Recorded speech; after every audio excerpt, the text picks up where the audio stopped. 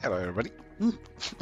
Currently today I'm just gonna be making the last page for this month's update to Crimson After Hours, which this specific update is not is very safe for work. The rest of it isn't though.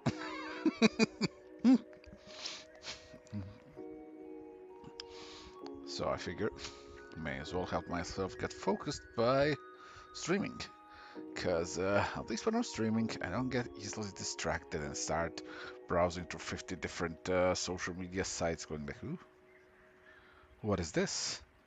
Well, yes, I do want to know about how this person fixes a shoe. I have no use for that knowledge, but my god, at that point in time, it is the most interesting thing in the world. This is important. So, to avoid that vicious cycle right now, I'm just gonna stream. That way other people can watch me fix a shoe. Or, you know, in my case, just draw a comic.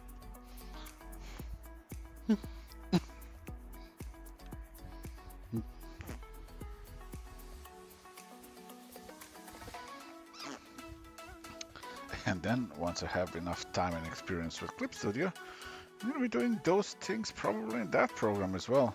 It's got some really good things with brushes. Because I've been using it mostly for illustrations and painting, and it's just my god, it's such a joy to work in that program. I still haven't had the time to do some actual comic practice in it, but it seems to have a lot of very good things for that as well. One of the big ones being like brush stabilization, which is very nice when you're trying to make a curvature line that kind of flows nicely, and you don't have French curves in a friggin' digital program, so this is the closest thing that you can get. It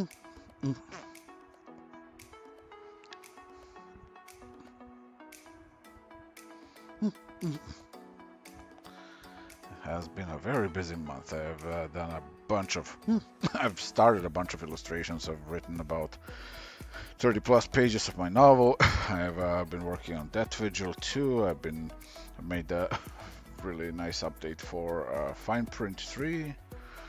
I've been doing 3D sculpting. It's just kind of been a very productive month. And again, I guess that's not really unusual.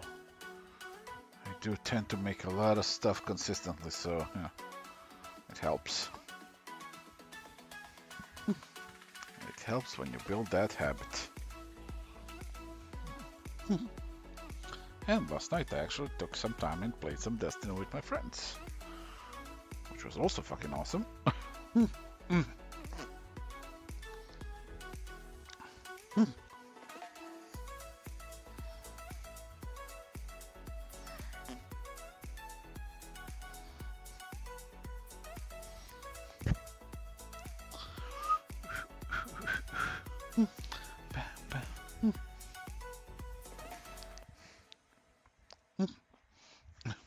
Also, hi Ripov, hi AJ, hi Mikle, and hi Nobiv.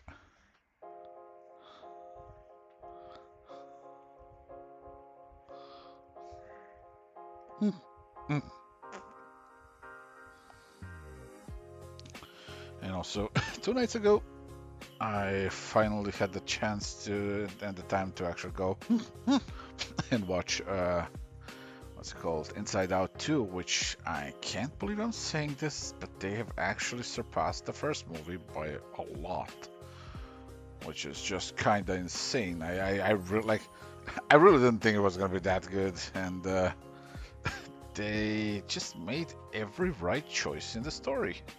Like, I was watching it and I'm like, oh man, they could fuck this up hard and they could fuck that up hard, and nope, they just went like, yeah, no, we are going to actually make a good movie out of this, and I was very happy about that.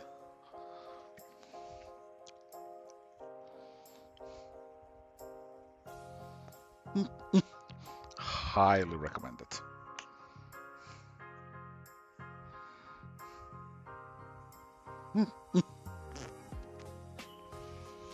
Have I listened to Lady Gaga's new album? No. I'm not really a Lady Gaga fan. I have some songs that I like, but generally for me, Lady Gaga stuff is basically something I stumbled into. I've listened to the new Nightwish album, so that was it. That was a thing. I don't mean to sound, super disappointed about it. It's just kind of like, I don't know. It's a nice album. It's just, it feels like, I don't know. It feels like everything on that album feels like, oh, yeah, been there, heard that a bunch of times even, and so it's feeling a little samey. But I suppose that's the sound, and it's like, if you heard it as many times as I have, yeah, sure, it's gonna be a little old to you, but I'm guessing like the new readers, it's gonna be very impressive and fresh. So by all means.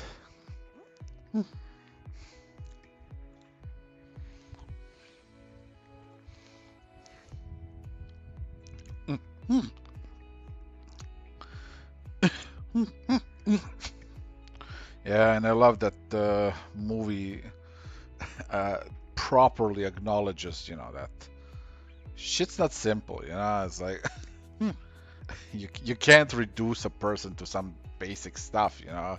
We are all our own kind of messy, and the movie fucking nails it, and I'm so happy about that. Like, that was just such a joy to watch. Joy.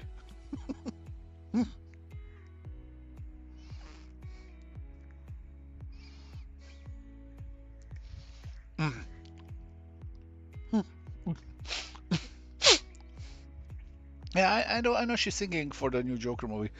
I'm probably gonna see that this week. I wasn't a big fan of the first one. I'll see this one just because I'm interested, just to see what they do with it. I like Joaquin Phoenix in it, so he did a great job. But yeah, my opinion on the Joker movie was, when I saw it in Croatia, was pretty much the prevailing opinion of the entire cinema here. We were all kind of checking our watches and growing bored. I don't know. It all just, it felt a little too.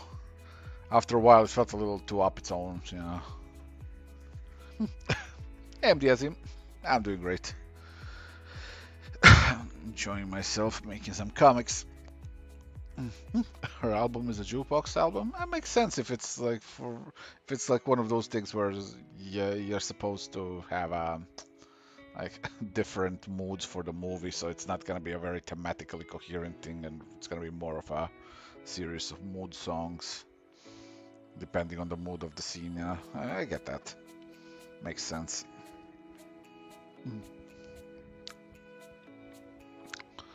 Okay, the eyes are weird.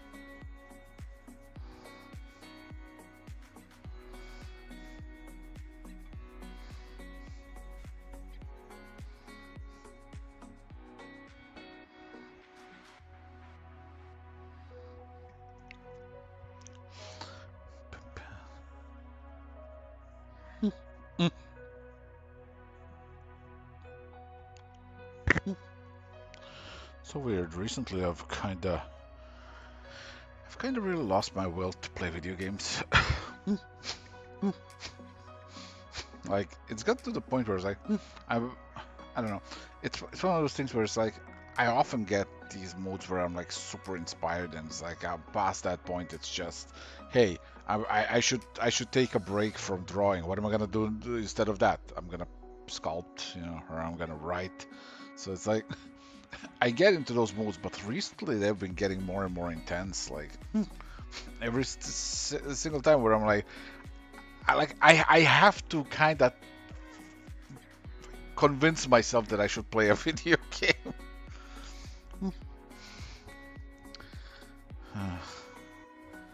I'm not sure if I like that. I'm not sure if I want that to be a permanent state of me.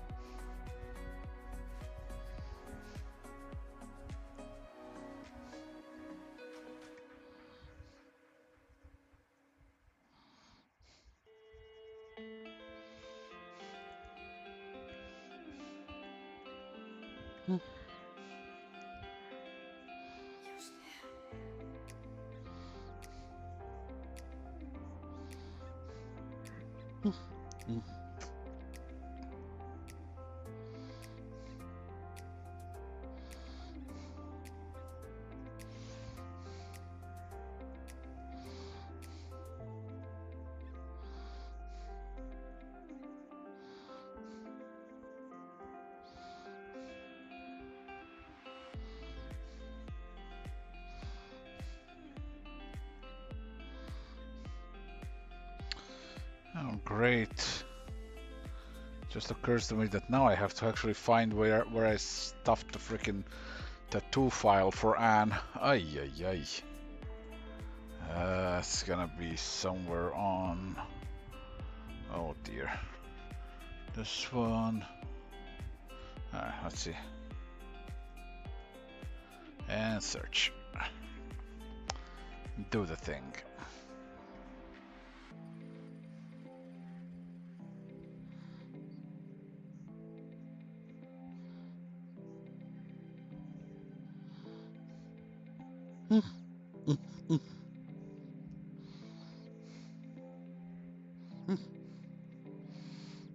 Give a character tattoos, they said. It would be fun, they said.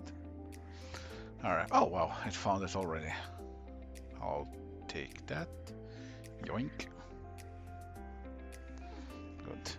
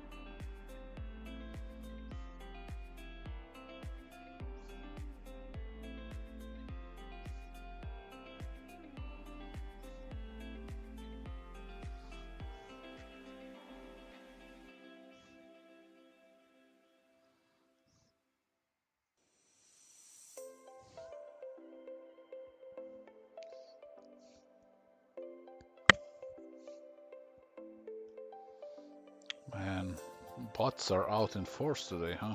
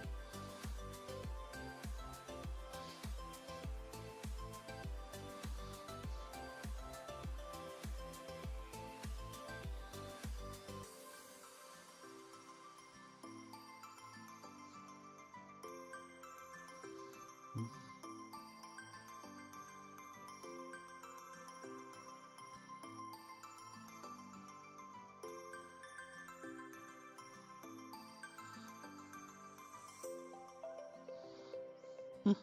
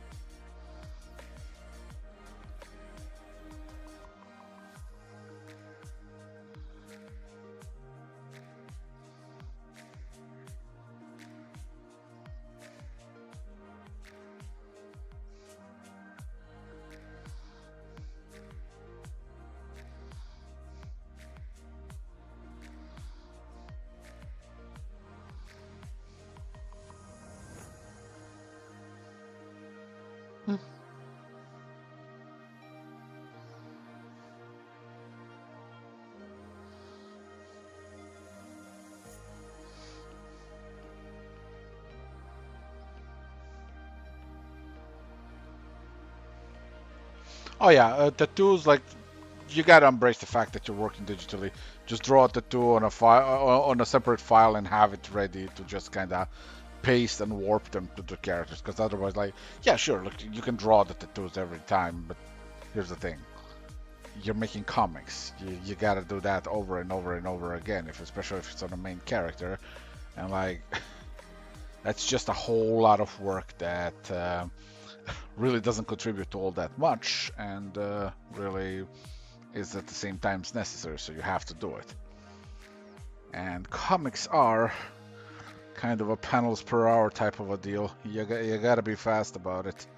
Can't waste the time on the pointless stuff, because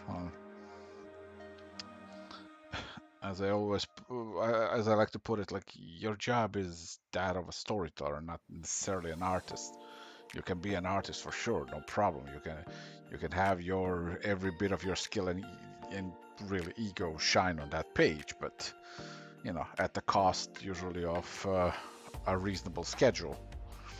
Now me, like I said, I'm not an artist. I'm a storyteller. I'm here to make stories, and to do that, I reduce my skills to about comfortable 40% and just make stuff.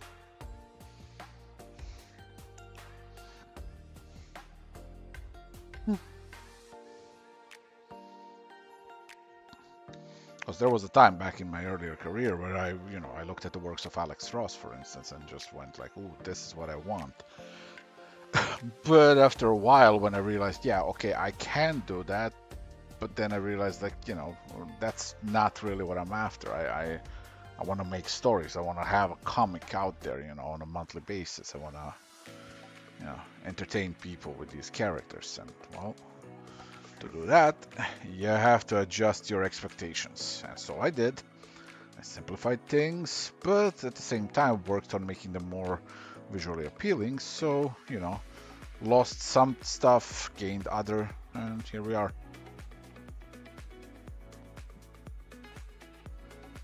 Because like every now and then, you can see me actually do something with effort, and the difference stands out. But that's not saying that I don't make my comics with effort. It's just, it's a different kind of like this is effort with a compromise, understanding that, okay, there's a deadline. I gotta make a thing. I gotta make it look good. How good can I make it look under that deadline? And that's the question that I have to answer month in and month out.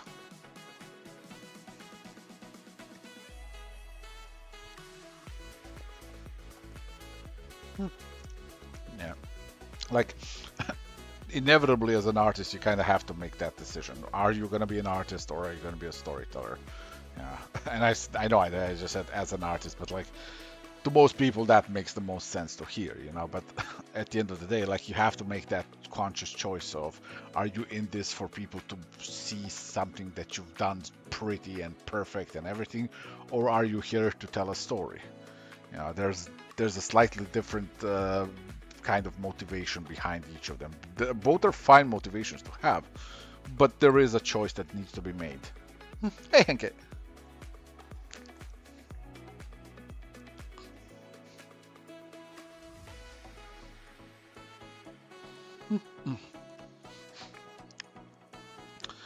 I used to call that, trying to find that good balance of speed and quality in your work, where it's like, okay, this is how good I can make it look, but this is how fast I am at it. Am I fast enough to produce a comic? Yes, no.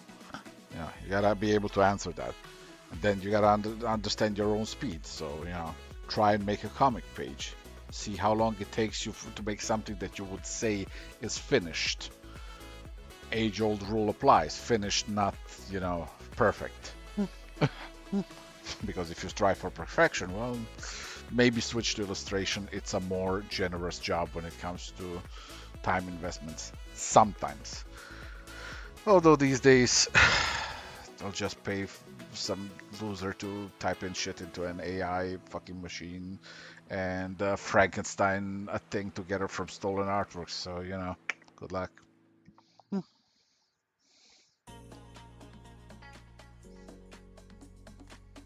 I don't mean that in a sarcastic way. I really do mean good luck.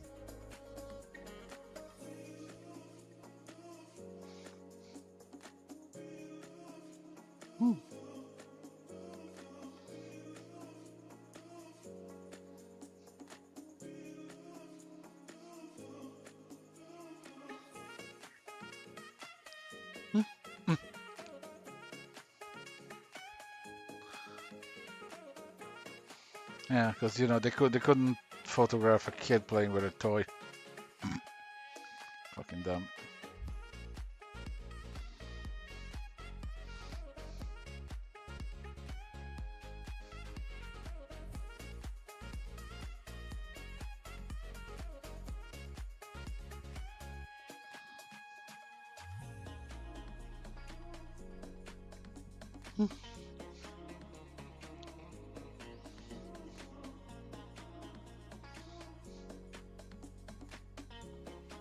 Again, this.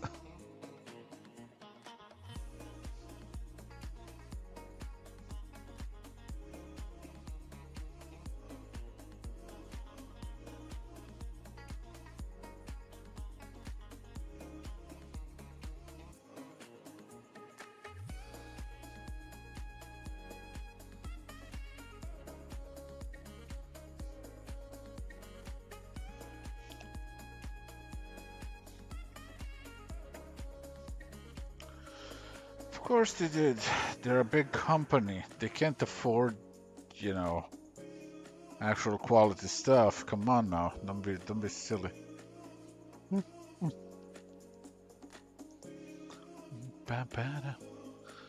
Are they going to do a new pressing of Sunstone's hardcovers soon?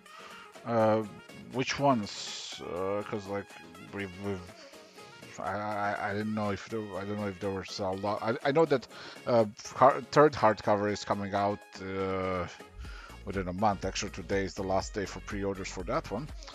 But I don't know what the status is of the other ones. They sold out. We're gonna have to tell them to give it another spin. Although also it all depends on the demand, you know. Demand has fallen off, so you know when you've sold a fucking metric fuck ton of books, yeah, you know, of course it's gonna fall off.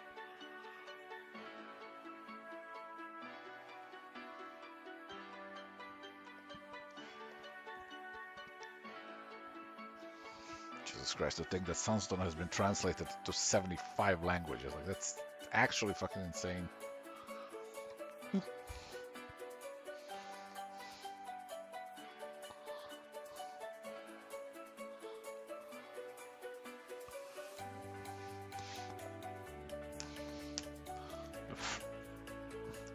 I'll check it out with Topco and we'll see what the situation is. If it's sold out, might as well fucking do another run. Hell, I might even be nice enough to have them kind of do a 50-50 run where they do half of it to match the initial print.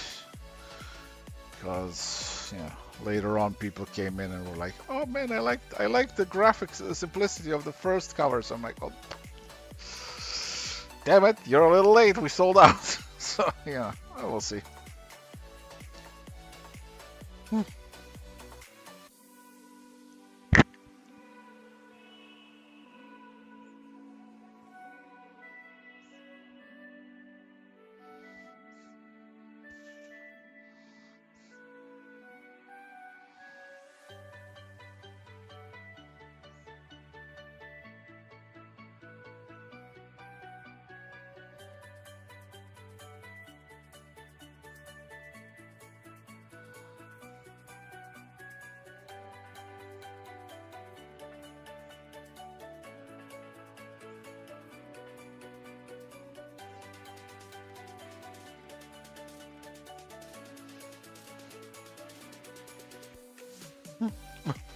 Yeah, sure.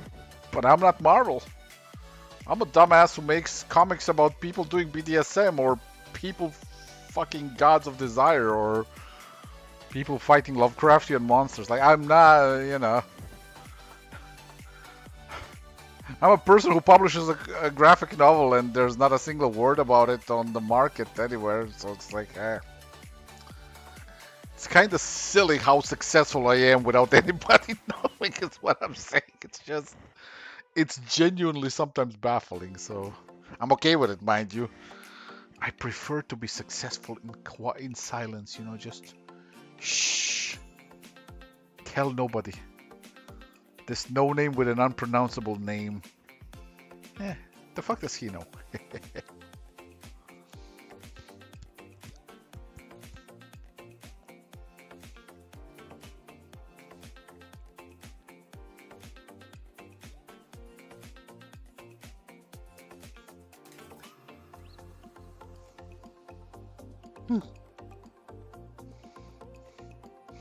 This is what a lot of people actually don't understand is one of the best ways to get yourself noticed and to get yourself an actual selling book Just commit yourself to making it a webcomic. Make it free. People always kind of obsess about, but what about more money? If you're good, you're gonna get the money. You're gonna get a lot of money out of it, but you know, you have to be good and you have to actually attract an audience, and for that, nothing works like a webcomic.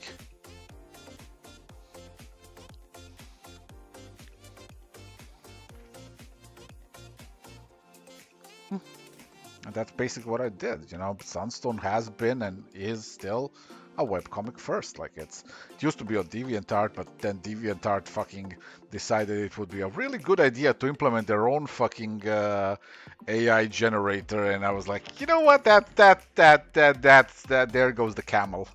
See, now the camel can no longer walk. You broke it. That's the one that made me go, I'm out. Between my two accounts, I had over 50 million views there, and just fucking went like,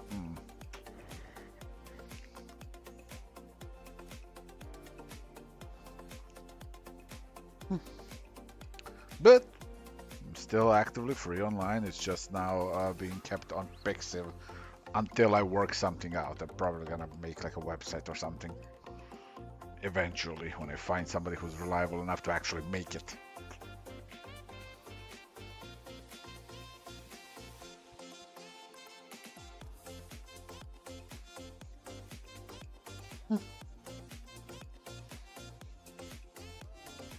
Yeah, exactly that. Like it's just webcomics.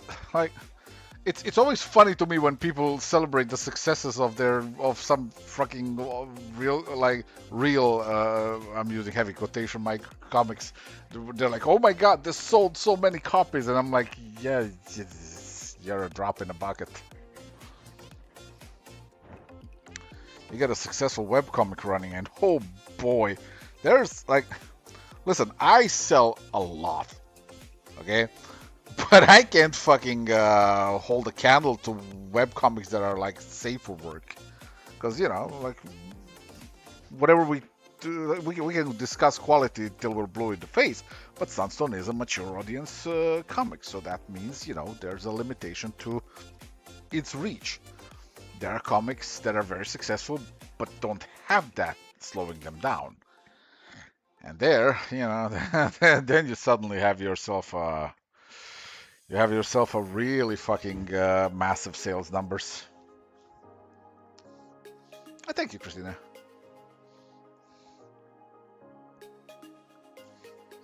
Yeah, I know there's companies that build commercial websites. Like the problem is like I need somebody who I can hire and then, you know, also call upon when I need stuff fixed. You know, somebody that I can pay to make a site and also then at some point pay to kind of maintain it as well. Yeah, but it has to be functional and it has to look decent. Because both Linda and I need that. And Henke here knows I am a very responsible customer.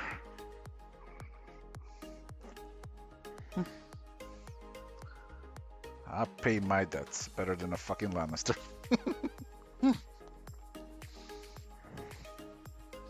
Yeah, exactly. Oglaf is a really good example of that.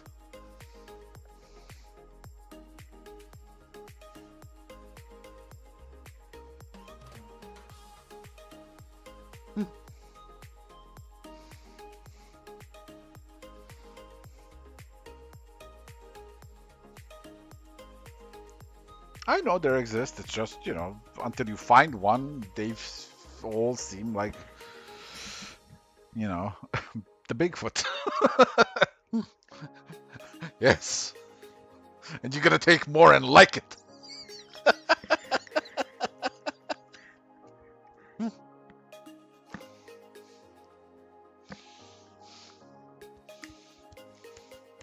Oh, that's awesome.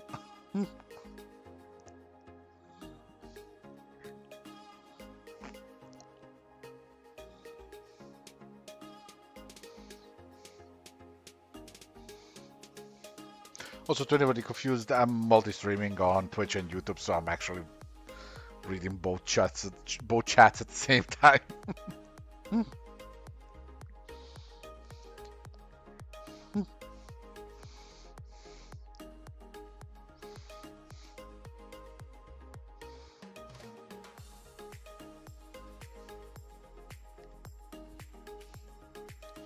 Hell yeah. Can't wait to see.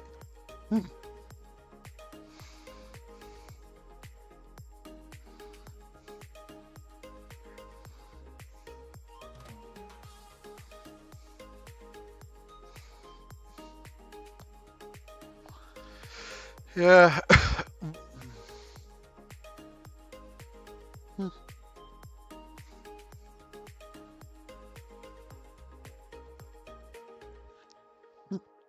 Yeah, Sunstone calendars were such a fun thing. Unfortunately, they were a fun thing that was of really awkward size and kept getting damaged to the point where it was just complete fucking financial loss to make them. Like, I love those things, but my god, just the sheer amount of returns we had. It's like, well, yeah, this one got fucked in transport. I look at the size of the damn box. I was like, yeah, that'll do it.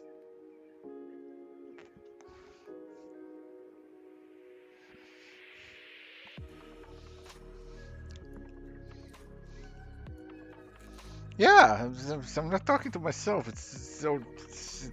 There's like legitimate people that are in my head. Okay, I'm a writer. It's what we do. It's always funny when people realize that I'm a writer, and like I mean, actually genuinely realize like, oh shit, you can write. I'm like, yeah. It's just like, so what's that like? Just a lot of voices in your head. 4 out of 10. Wouldn't necessarily recommend it.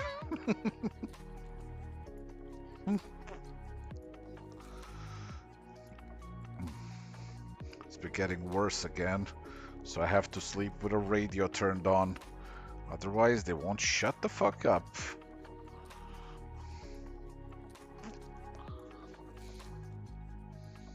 Exactly. As long as they're good voices, it's perfectly fine. Maybe 5 of them are not necessarily good in my head, but like the rest of them are. There's stand-up crowd of my peeps. I got so many friends in my head, you know? It's great. When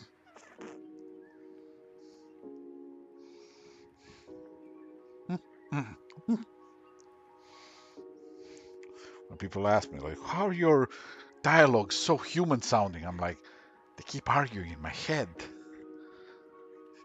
They're just keep talk. They won't stop. So, you know, that's how. They never shut the fuck up.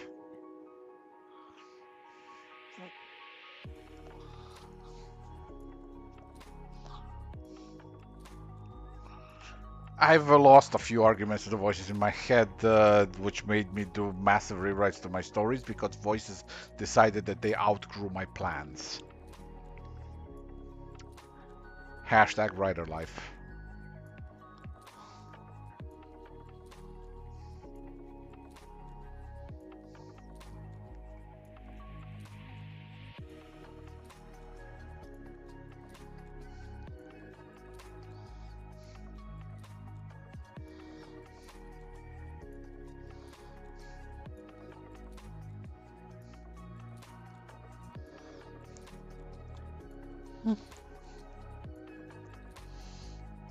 Exactly.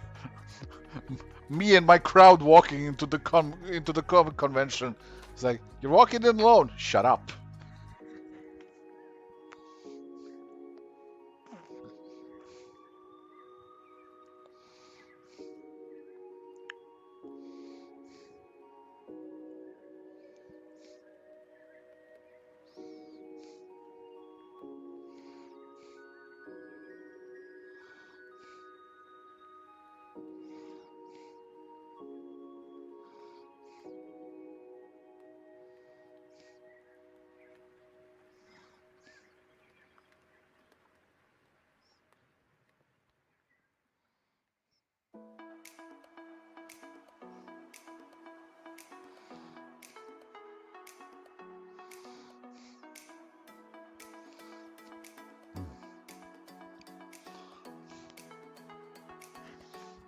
Yeah, I'm gonna check it later. I'm totally not gonna click on it right now to see.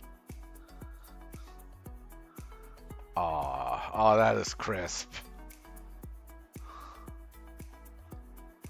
Jesus Christ, every little fucking texture on letter and everything.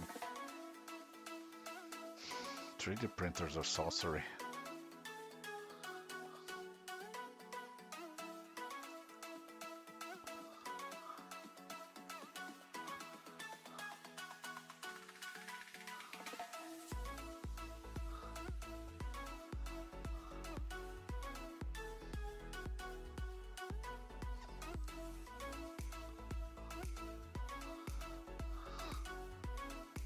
Man, I sculpted the fuck out of that hair. Not even gonna lie. Like, look at this shit.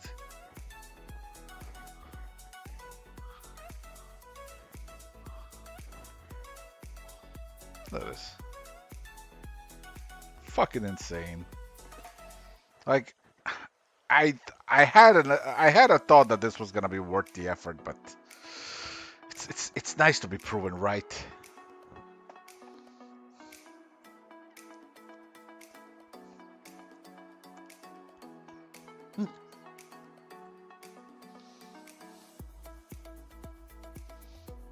Oh, also, I'm thinking one thing. I'm gonna run this by you later, but basically, I'm thinking of doing an edited sculpts of the heads, all of them, where I would kind of trim down the eyelashes and leave them more as just kind of like a very simple kind of a, implied area to paint more than actual sculpted eyelashes, just for smaller prints or for people who are more used to painting in their own eyelashes and don't want to have the shadow over the eye.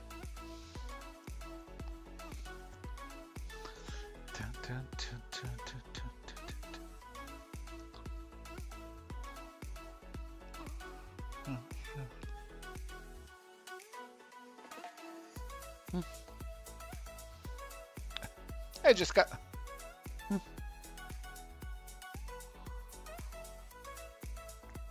Oh, thanks, Corsi.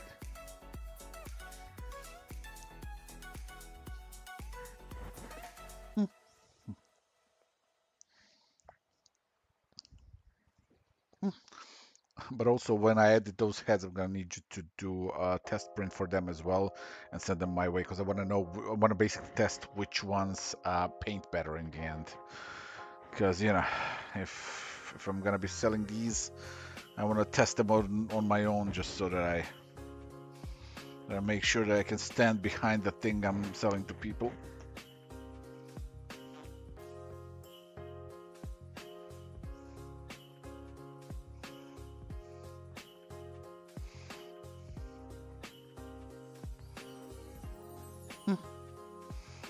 And for those of you not familiar, what's happening here is I'm talking with Henke here in the Twitch chat. He's actually the person who is helping me prepare, and he's test printing for me the statues of Ali and Lisa that I've been working on for quite a while. It's been one of my long-term projects that I've been kind of messing around with, and it's basically this. Like this is an earlier test print that he did. This is about almost half a meter tall because we were doing like a larger print test, and then we're gonna do a smaller print test just to see how the details hold. So yeah, we're also trying to figure out, like I said, right now. Let me just see. Where is it? Let's take this one. All of the I took the blurry one. All of these like different swappable head sculpts, they have sculpted eyelashes. So they have sculpted eyelashes, but I'm thinking basically of doing something like this as also a variation to test, and that is to remove the excessive details from the eyelashes and just kind of reduce it to a simplified form of this.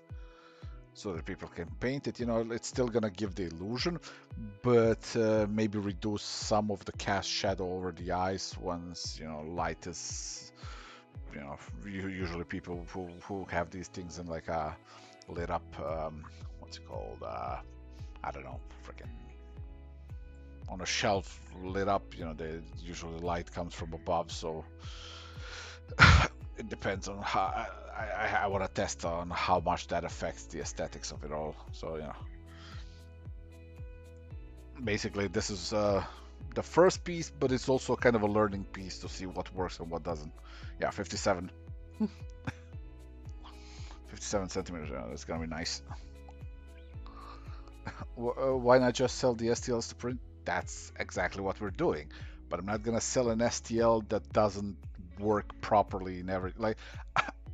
This is the first one, so I want to actually do the job completely right. Make sure everything works, make sure that the supports work, make sure it prints well on larger and smaller sizes. So we're doing a lot of testings right now so that we don't have to do as much testings for the subsequent statues, because like, you know, I'm working on like 50 different sculpts at the same time. So you know, I want to make sure that, you know, when I when I put the STL out, I want to be able to stand behind it and say, yeah, this is gonna look good.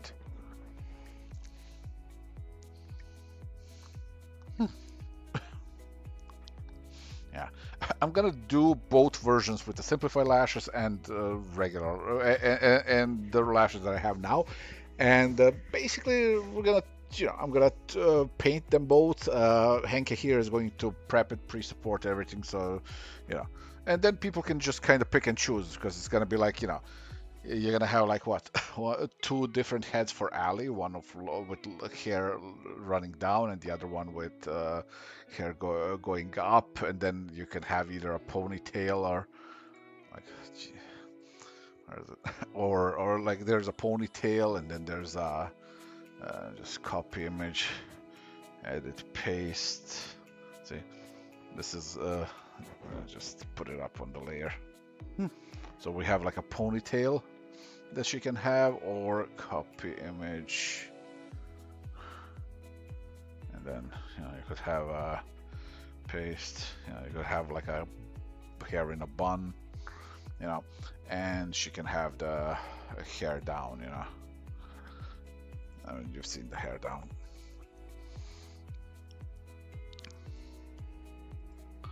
Copy image, and then, you know,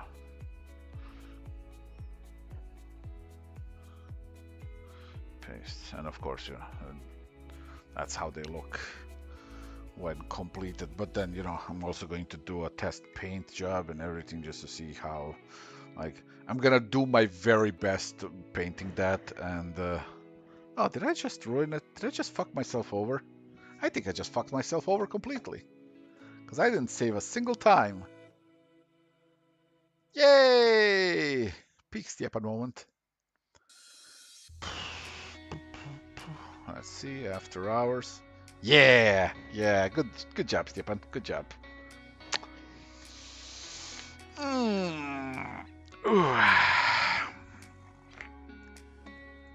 Yep, I just lost everything. God damn it. This was such a me moment. Sounds about right. Fuck it.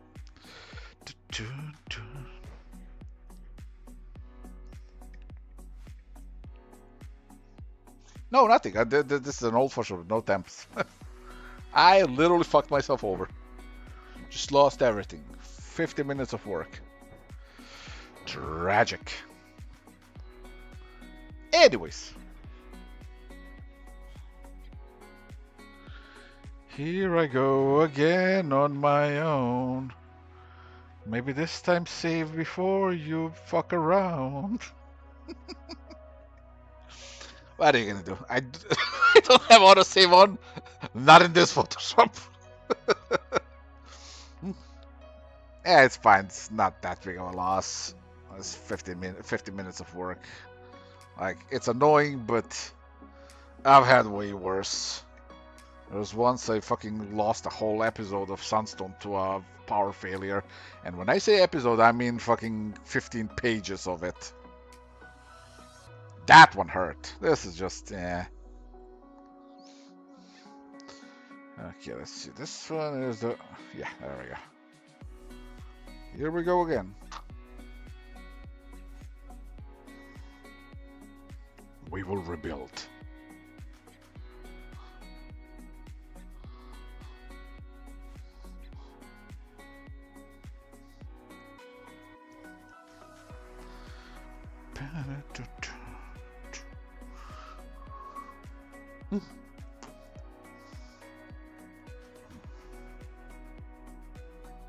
I am in too good of a mood right now to be bothered by losing a few panels worth of work, and not even full complicated panels really, let's be real.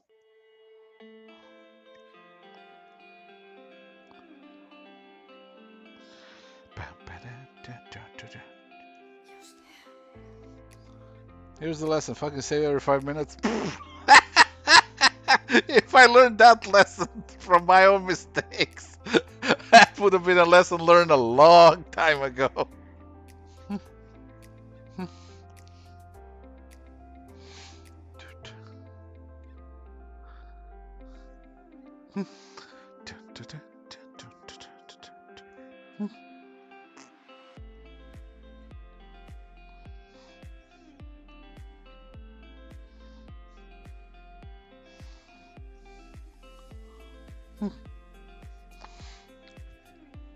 The funny thing is, like, I could actually do some stupid shit right now. I could do like a thing where I just kind of go through my own stream, pick up one of the places where I zoomed in, copy, paste into Photoshop, clean up. Like, there's ways I could fucking handle this and still restore it all. But it doesn't really matter that much. Like, it's, again, yeah, I lost 50 minutes of work, but let's be real, this wasn't my fastest work ever, so eh.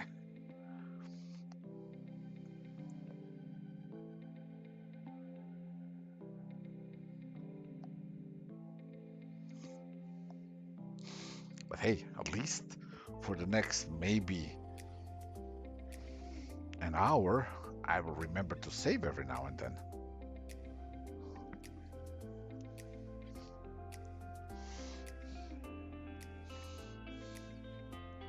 Oh yeah, at this point it's just like, oh hey, I did a steerpad, cool.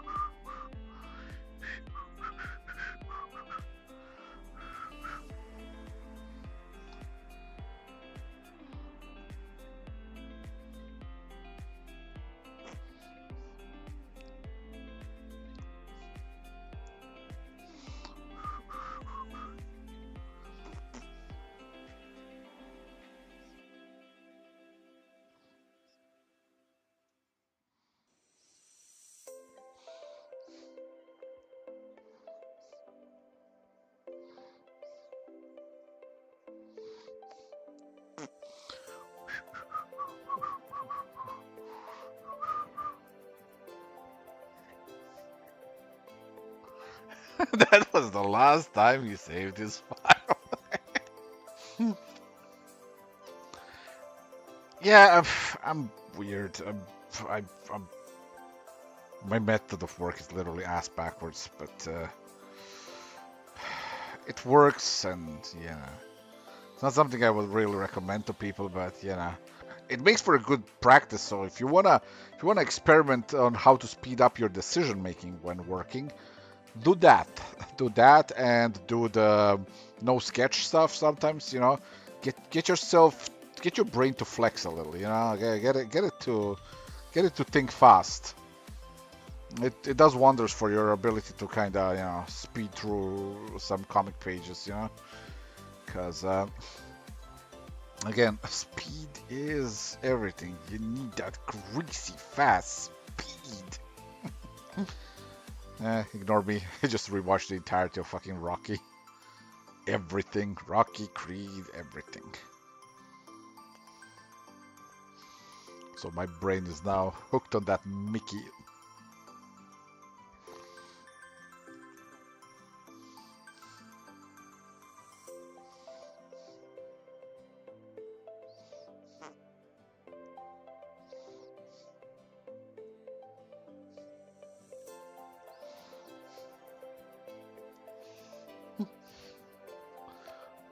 Yeah, my line works on the same layer.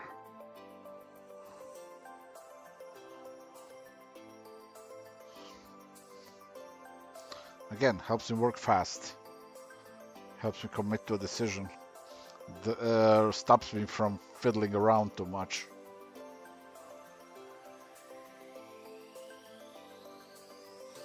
This is why my inks are messy and sloppy and often barely even qualify as inks, which makes the nomination for the Best Inking Award really fucking weird, but yeah, I got that to my name.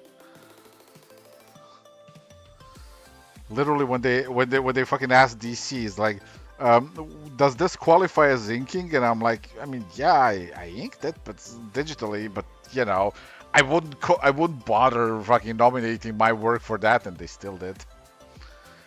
And I'm just like, I this is just weird. Can we all acknowledge that this is just fucking weird?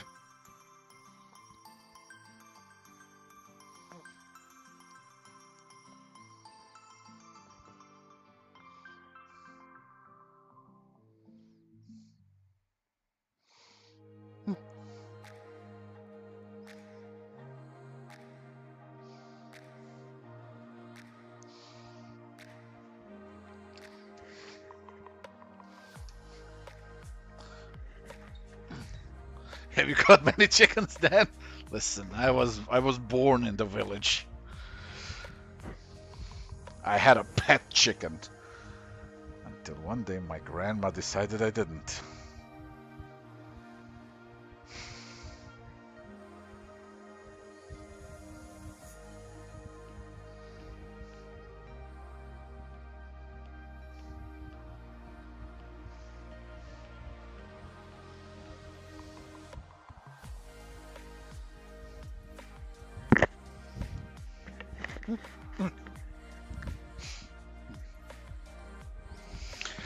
I had chicken for lunch that day, yes.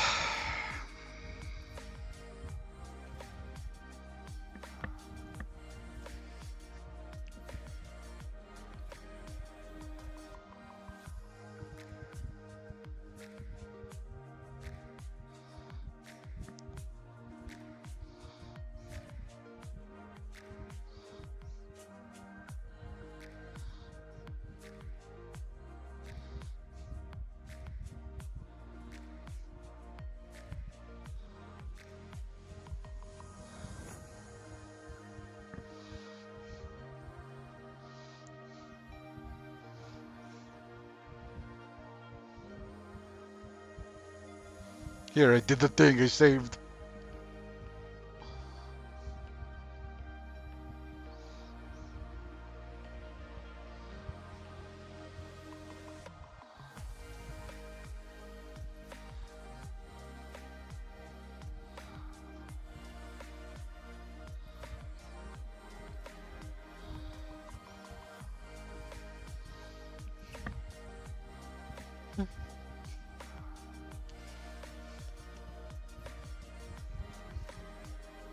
See ya, Christina.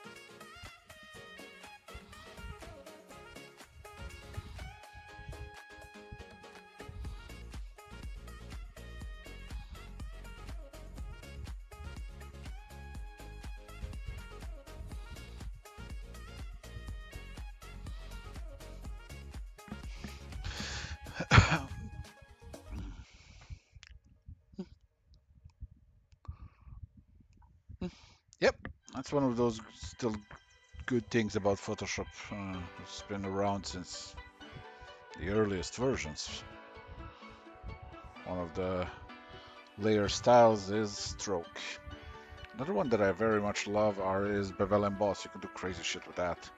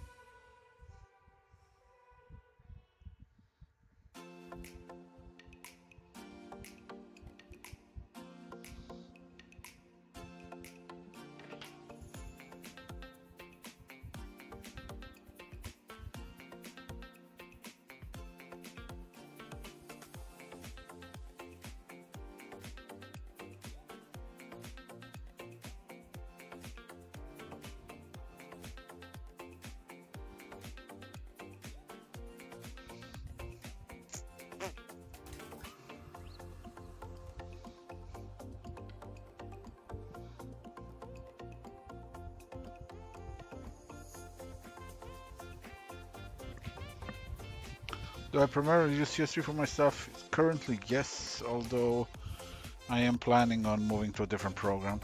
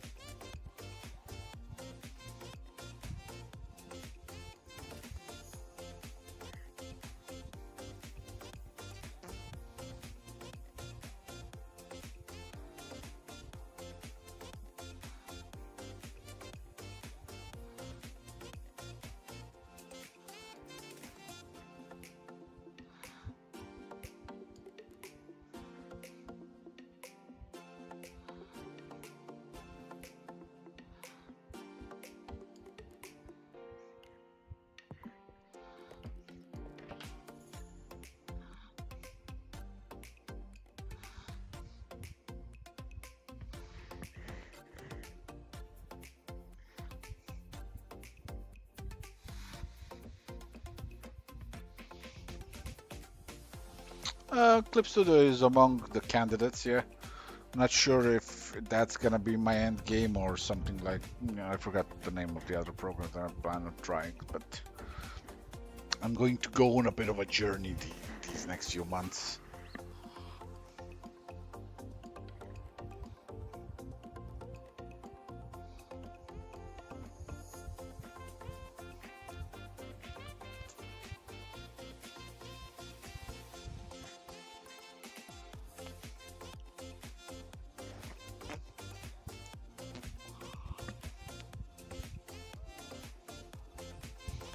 They don't, but the other programs have stuff that Photoshop doesn't. The older ones, at least. Like the new Photoshop hasn't really been doing anything for me. It's been just a frustrating mess of a program. So, you know, I am not afraid to fuck off from it. So, file save. Be back in a second. Just gotta get more coffee. Up. Ba-da-ba-ba-ba-ba.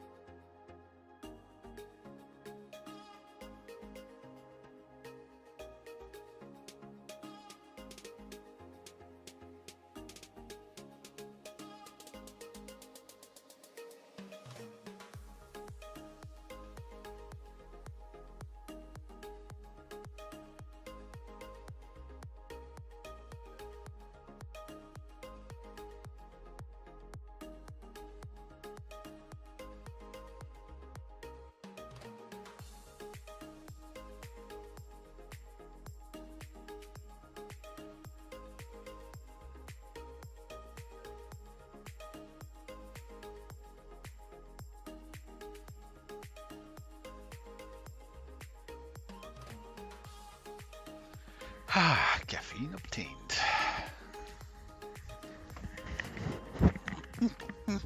But yeah, something like Clip Studio still lacks some of the things that I use in Photoshop.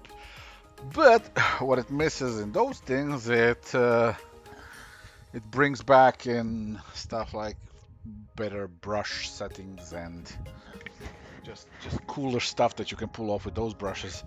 And its asset store is just insane. I haven't even fucking touched it yet, but Linda has showed me stuff there. I'm like, Jesus Christ. I still have to figure out whether or not there's something useful for me there.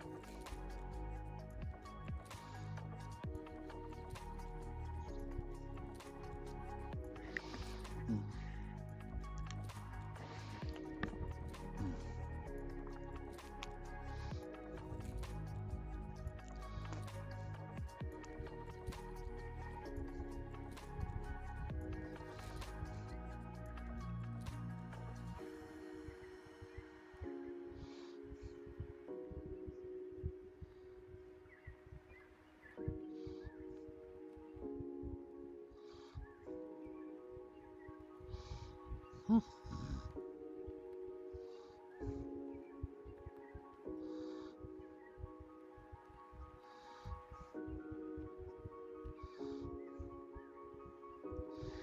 Hmm.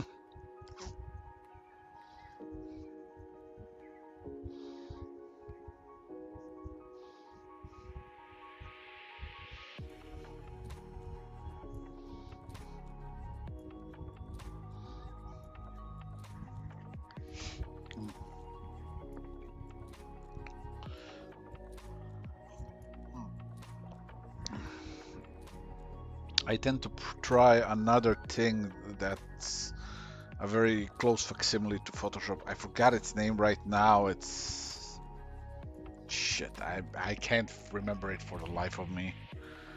But there's like a video. I saw a video on it that showed it, and it's like very Photoshop-like. So I'm gonna see how that one handles things.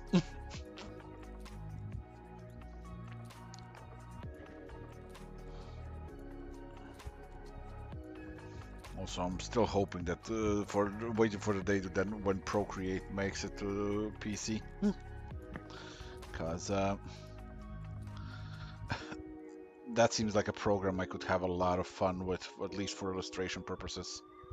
I've gotten hooked on like more painterly style approach to illustration recently.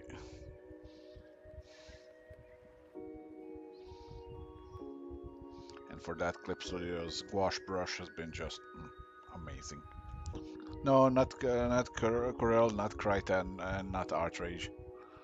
It's a different thing.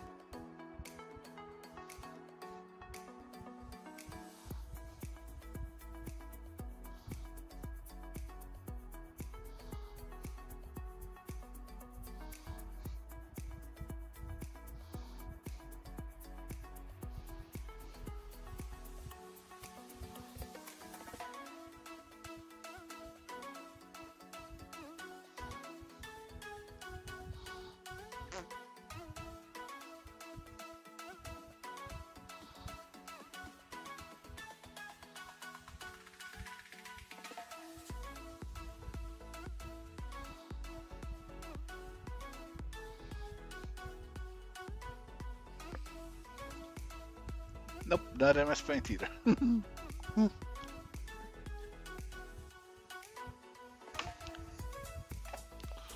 I'm just gonna Google it for a second and tell you what it is.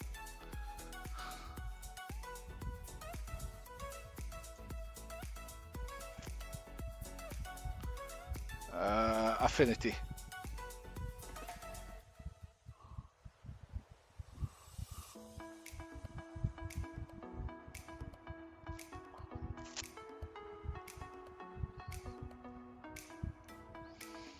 So far, what I've seen from it, it looks very almost one-to-one kind of a thing, but I still have to check.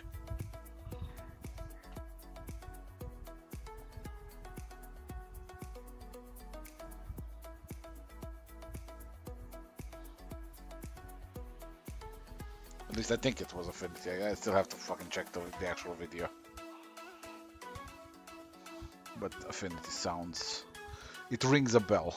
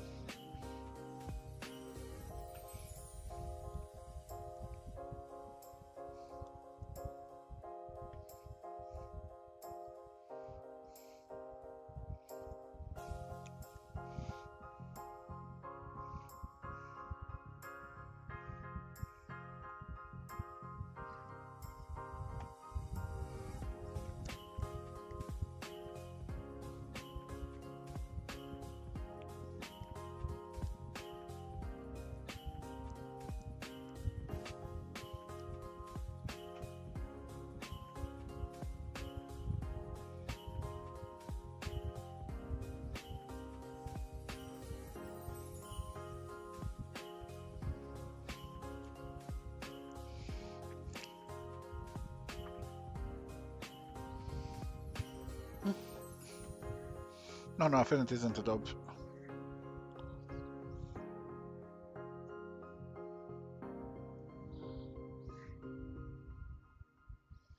For one, apparently you can buy Affinity and not just rent it, so...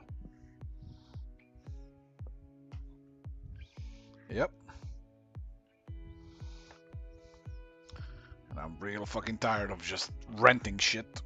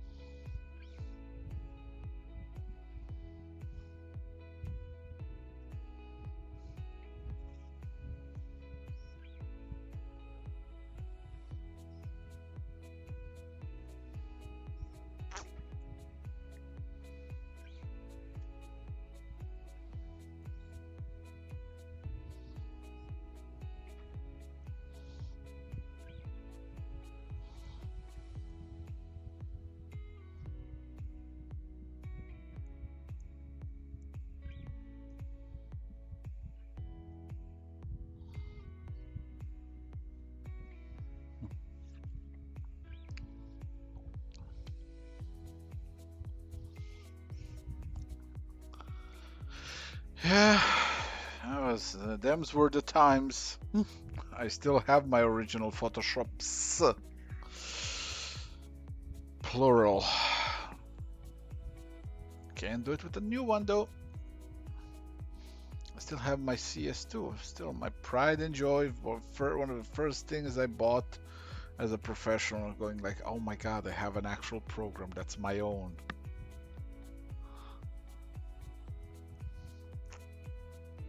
Kids these days will never fucking have that feeling again, the way this shit is going. I mean, there will. There's still alternatives.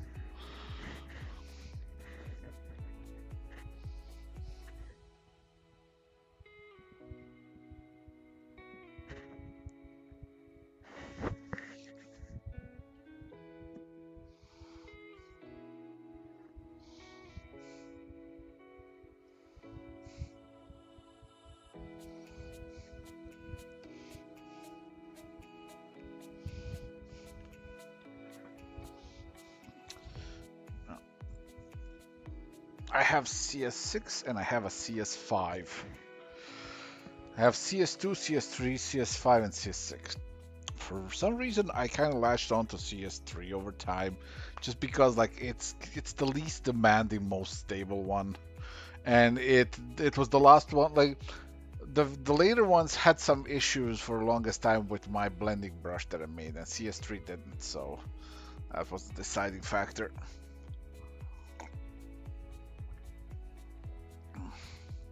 Because that brush was like basically 30% of my speed for the longest time.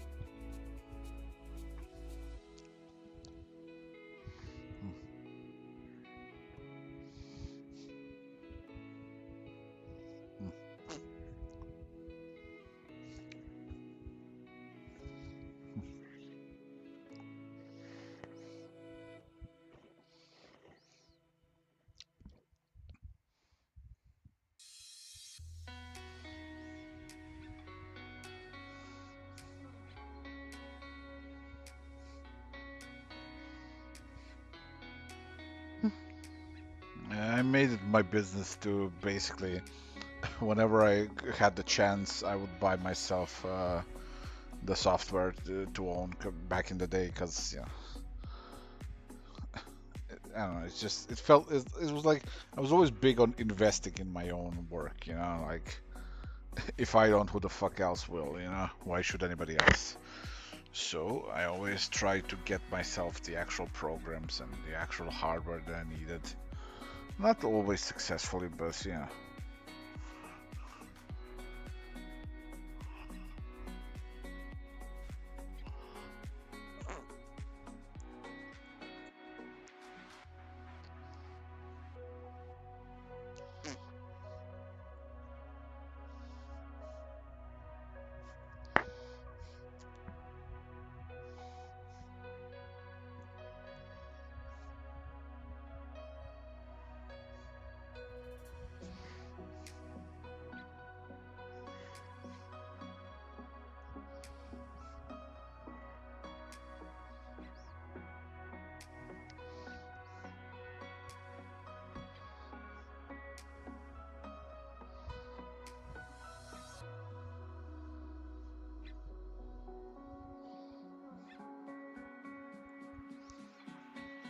Yep.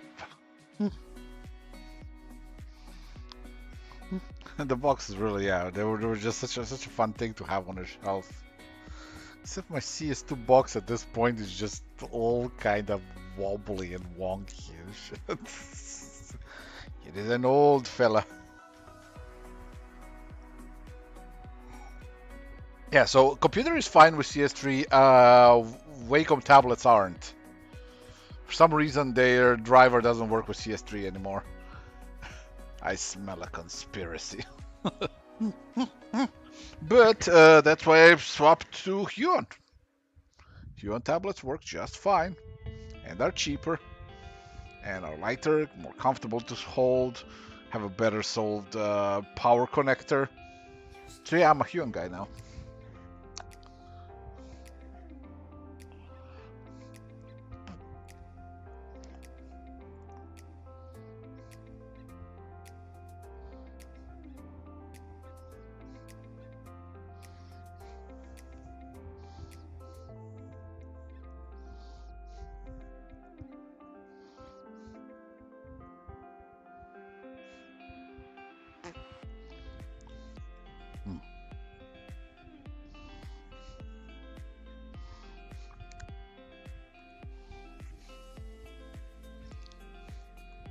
No, Huon, not Hewitt. Spelled like this.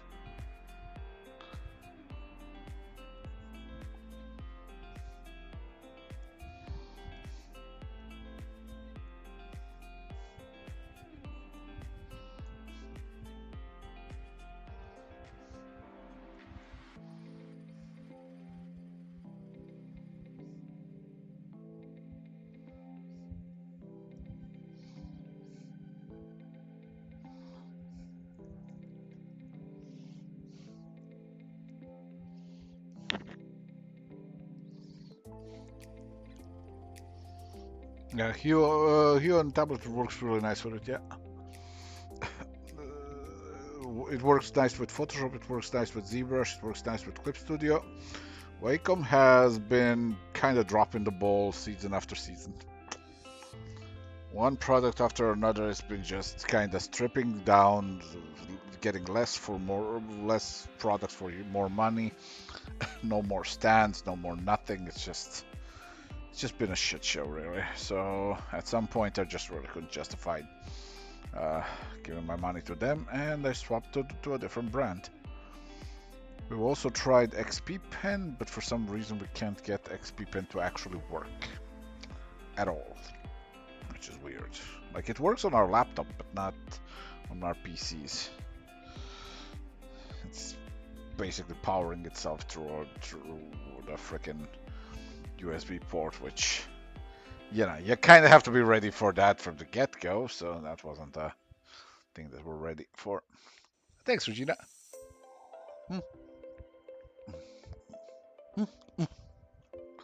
Yeah, I would say that, yeah. Wacom has become the iPhone of pen tablets.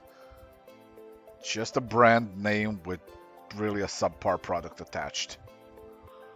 Sad to say. I really loved their stuff back in the day, but yeah, they've been consistently declining. The prices are too large to justify the product received, in my opinion.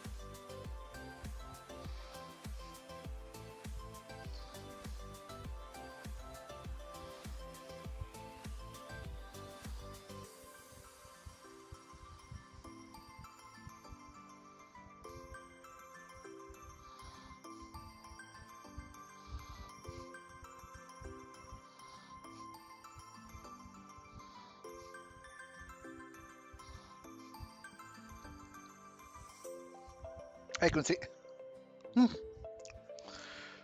Yep. Am I using display tablet or regular one? Display tablet. I like the regular one just fine. There's nothing wrong with it. Just currently I'm still on display tablet. But I'll see. Maybe I'll swap to a no display once I actually move. Because then I'm gonna get myself a proper sitting chair, a proper office chair. So I'll be able to sit properly. But for that, I also don't wanna use a display tablet because it has me hunching over. When no display tablet would have me look at the screen at any height that I actually put it. So that's definitely something that I'm considering.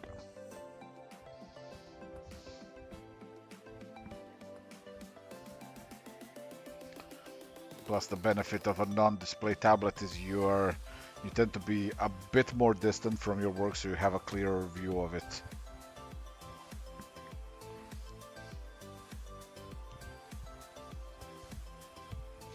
Yeah, Procreate is a really, really good program and an excellent bang for your buck, really.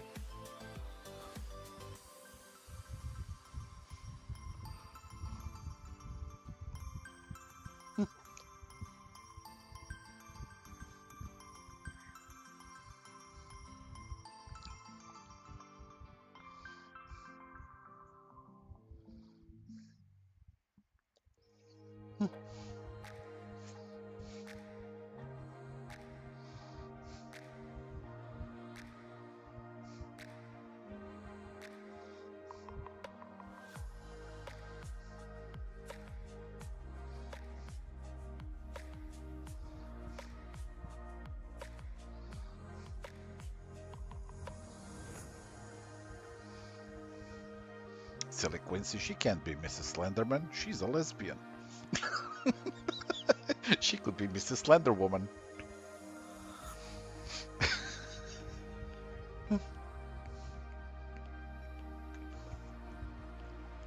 Hey, Punisher.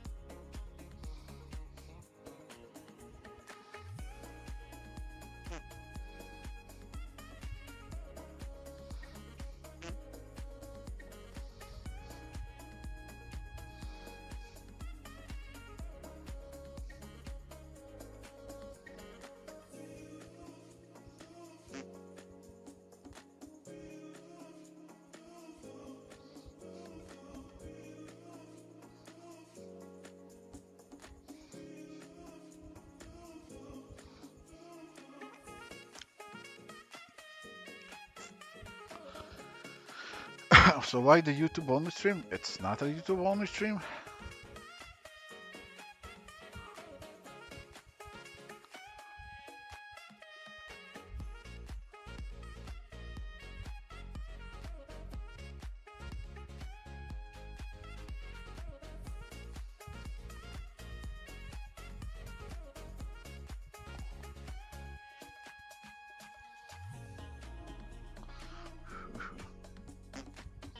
We are literally on YouTube and Twitch.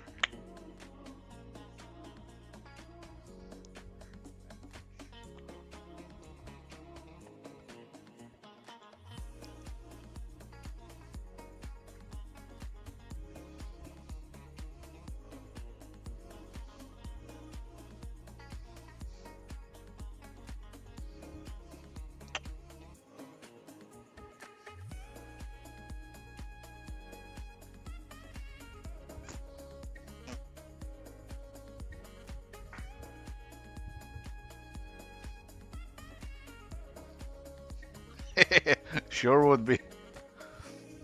But you know they don't work like that. Come on.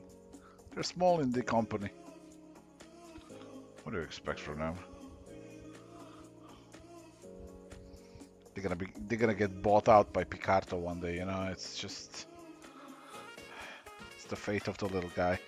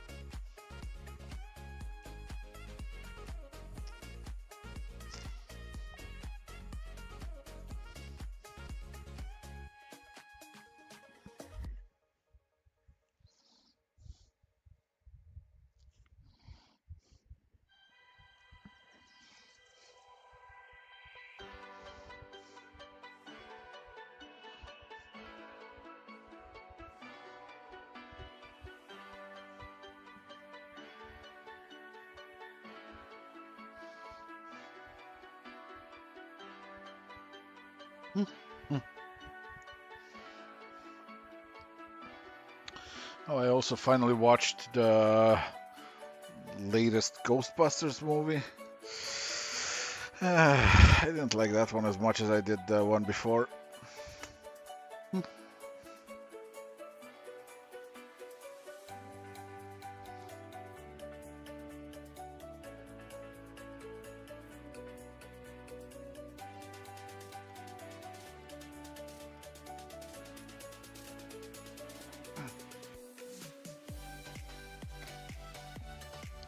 Yeah, YouTube is a little bit slower on the uptake.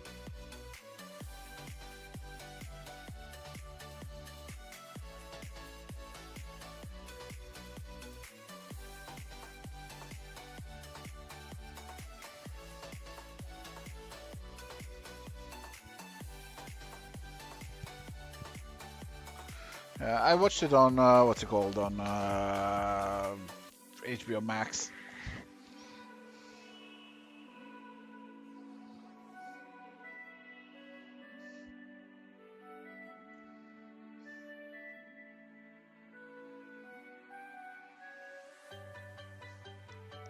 Yep.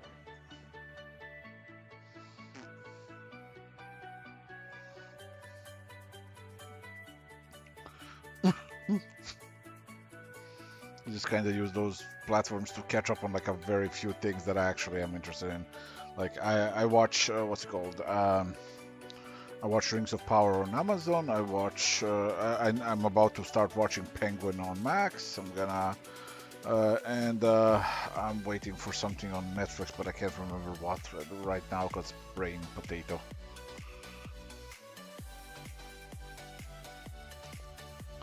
But yeah, it's not a like objectively. I'm not gonna say it's a bad Ghostbusters movie because like what's the measure? There's like one really good Ghostbusters movie, and then there's kind of a mixed bag after that. You know, second one has pacing issues. The the one before this one, like it was a great movie, and then it got to good, and then it got into mediocre by its end because it started overcommitting to, hey, remember this, hey, remember that. And then this new one, like it does new stuff, and I loved that. Like it starts really strong, but then it just kind of it spends most of its time meandering. It takes basically until the end of the movie and for the main villain to actually show up, which kind of kills it. For most of the movie, you're just looking at the ball. It's just oh, it's gonna do something. It's gonna happen, and then it's like happens at the very end, and the villain looks cool and is cool, but is there for like fucking 3 minutes. Like the movie was made to be summarized by the barely inconvenience guy.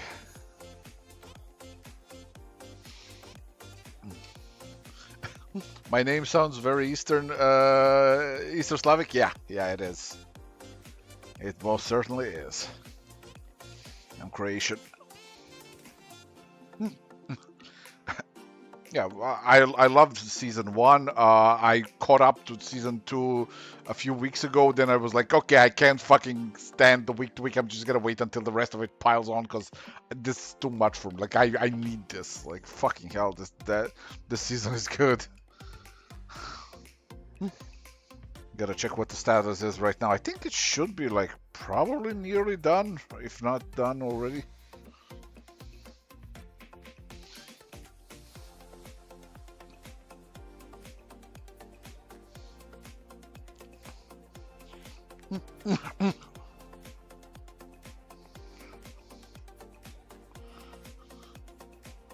And the worst part is like with these new Ghostbusters movies is like the best parts about them is when they're doing something or anything new that's not just constantly, hey, remember this person? Hey, remember this thing? It's like, okay, we remember. Can you go back to the really cool, interesting thing that you were building up to? No, we're just gonna keep going back to the old movies all the time. Listen, I love the nostalgia just as much as the next guy, but like nostalgia is a barren bone to gnaw on, not a lot of nutrition on that one. Can we actually do something? And like it kind of does, but it is so shy about it this whole movie, and I'm like,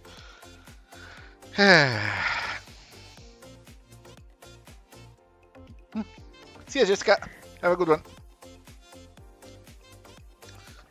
But like when it's good, I really enjoyed it. Like I'm not gonna sit and say like there was nothing about the movie that I didn't like. It's just, man, I'm not a fan of this constant like panicky adding of nostalgic shit. Fucking Star Wars did the same thing. Like had a massive panic attack after the second movie of the new trilogy, and just threw every fucking thing at the screen that it could. Like I still remember fucking going to that cinema and just seeing that somehow Palpatine returned, and I'm like, yeah, certainly I guess somehow he did. Like Jesus Christ, and that's the problem. Is like. Just taking these old freaking franchises and just constantly milking them while trying to do something for a future audience or a current audience that's no longer, people who are like, we're not dealing with like 40-year-olds. The new audience is maybe like 18, 16, 20-year-olds. But at the same time, the 40-plus-year-olds are your bread and butter and your fucking milking factory. So just Jesus Christ, like I wouldn't like to be in their shoes. I'm not gonna lie. Honestly, I would just rather let all of those franchises just fucking die. Just let them fucking rest. Let's do something new, cause you're just not gonna make anybody happy. Change anything to actually sound current to the young people these days, and old people like me are gonna be like,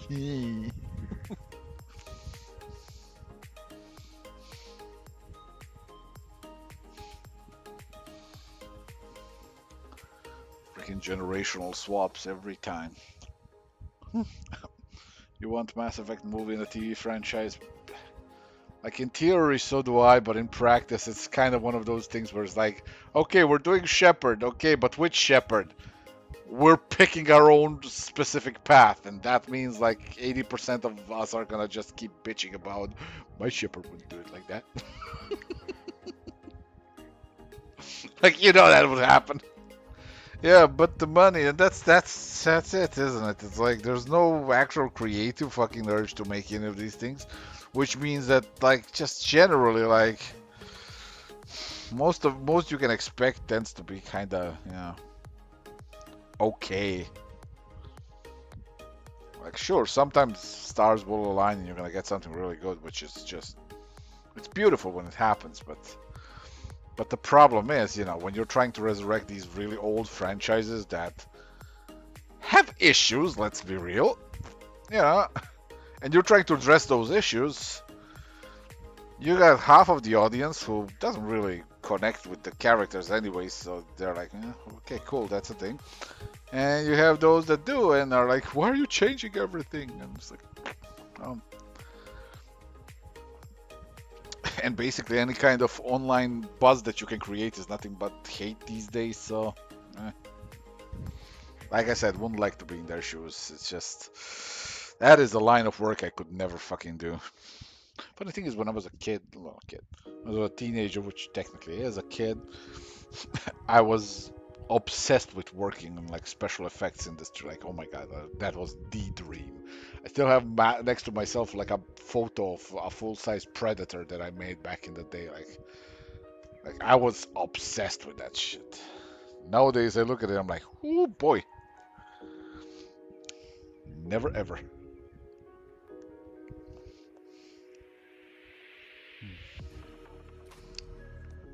Hey, Dante. Yeah, and there's that, it's like if you're doing Mass Effect and you're doing Shepard, yeah, male or female Shepard. It's like, well, shit. Now you're immediately fucking alienating half of the audience because they're like, that's not my Shepard. And then he's like, oh yeah, Paragon or Renegade, motherfucker.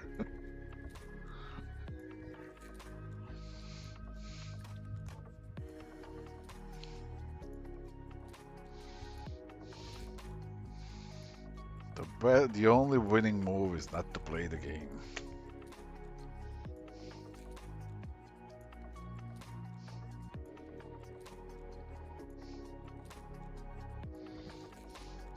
Also, I've never ever successfully finished a Renegade run because Renegade always, just always to me feels like, hey, you're playing an asshole. Just like, because like half of the fucking options you need to take to get the Renegade fucking thing to go up, like, are just the most asshole. Like, yeah, sure, there's some of them that are like, oh yeah, I'm a badass and I don't care about the consequences. I shoot the bad guy. Yeah, sure. Some of it is that. Some of it is that power fantasy. But the rest of it is like, hey, here's a friend asking for help.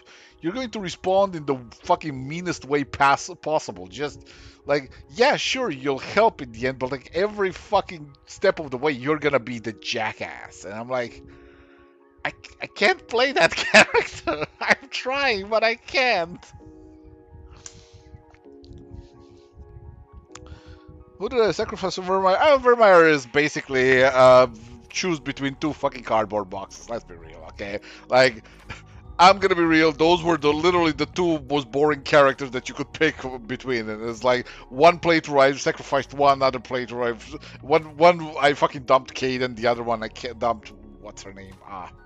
Yeah, that's how much I fucking remember her. I don't even remember her name right now. And the only reason I remember Caden is just he had like a weird Slavic like last name of something like Alienko or something. Ashley, yeah, Ash, that's the one. I was like, yeah, I was like, oh hey, and then whoever the fucking survives in the next game is constantly up your neck, going like, just going like, how could you? I don't trust you. It's like, fuck off. Just should have dumped both of your asses there and just made it easier on myself.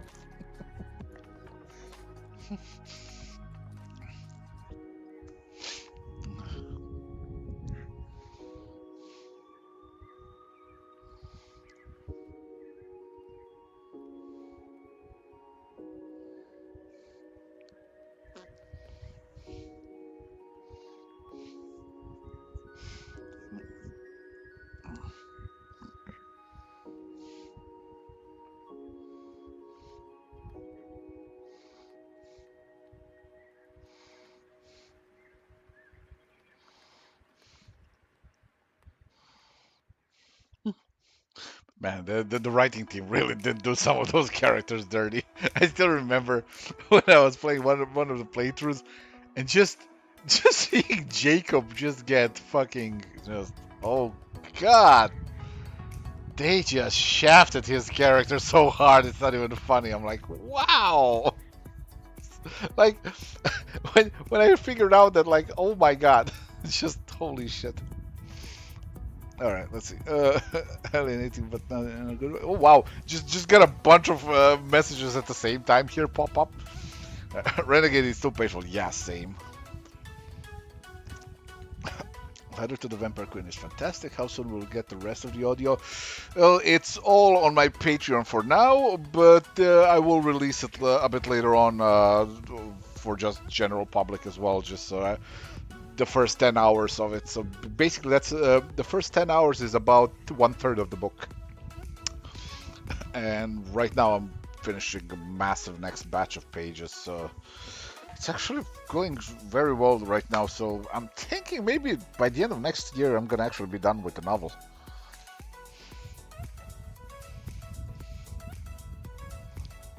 Yeah, headache guy or xenophobe lady, exactly. It's like, just, my god, they really were boring. Oh, shit.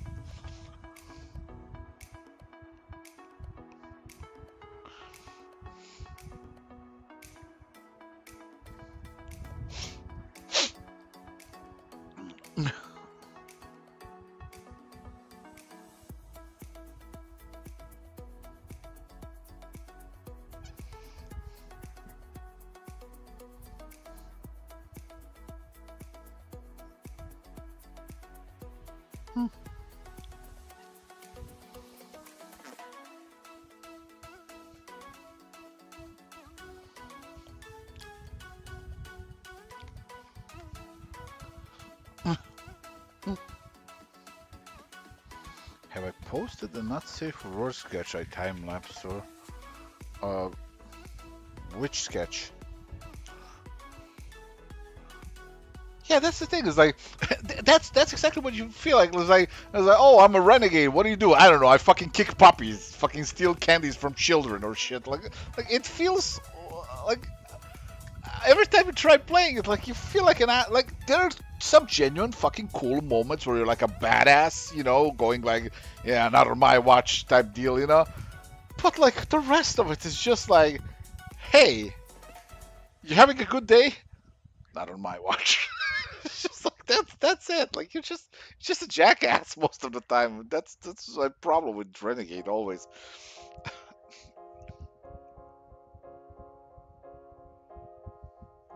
One with the red hair from novel being stepped. Oh yeah. I posted the sketch. No, I haven't posted. I just posted the time lapse because once done, that's gonna be one of the illustrations for the novel. But like, I'm not sure whether or not I'm gonna use it in the actual novel. Like, I'm considering maybe having it basically be a sort of a one of the few. Basically, the idea is when I finish the novel, I don't think I'm gonna find a publisher for that, and that's fine. So what I'm gonna do is I'm gonna do a Kickstarter, right? And I'm gonna do it once the novel is done. And then, you know, basically the only wait is gonna be as you see me live on stream finishing one illustration at a time. And by that point, I'm gonna have like fucking 40 or 50 of them already done. So it's not gonna be a much of a wait, and it's gonna be more of like just kind of an entertaining thing where you can see me actually wrap things up. But the idea is I'm gonna have a crowdfunder, and the idea is gonna be very simple. Basically, if people share and fucking help me promote it, it basically just ends up being best for all of us together. Why? It's simple.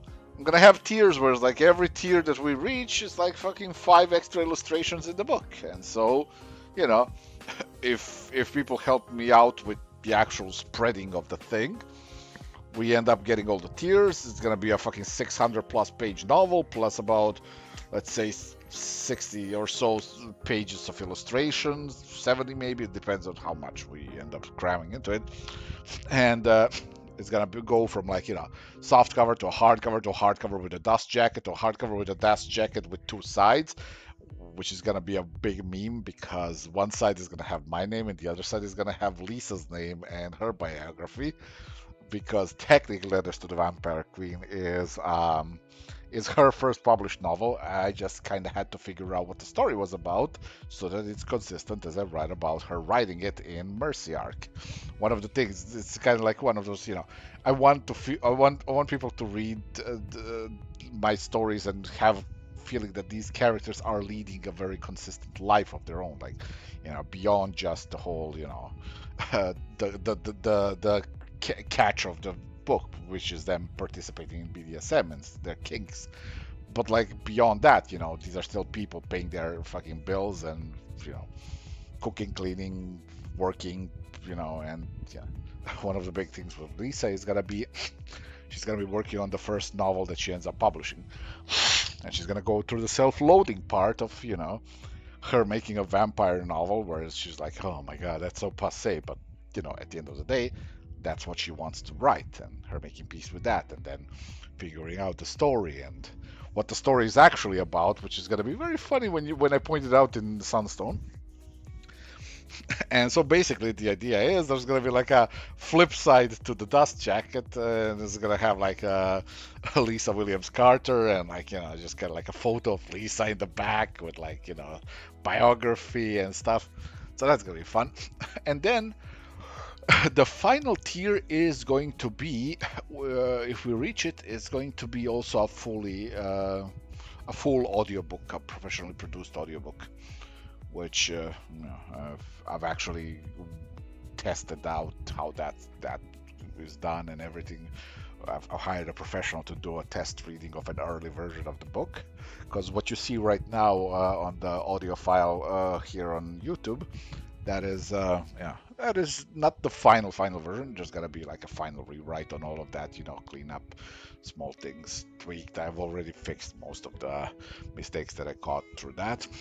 But yeah, that's kind of the big idea. So we'll see how it works.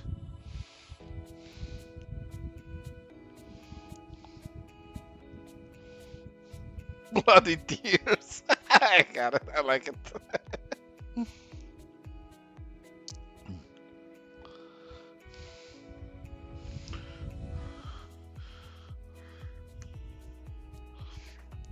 And again, going back to the whole not safe for work illustrations in it, like the book would at most have 3 or 4 not safe for work illustrations.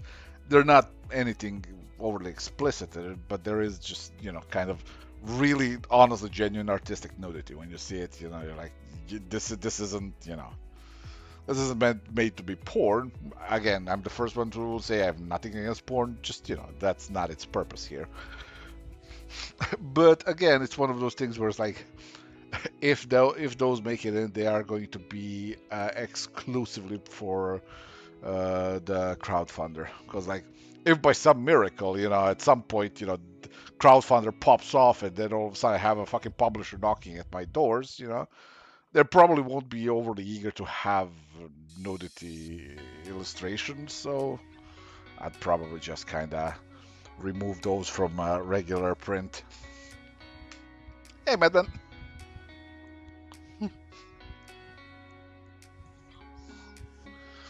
Yeah, I have Mary Robinette Cowell.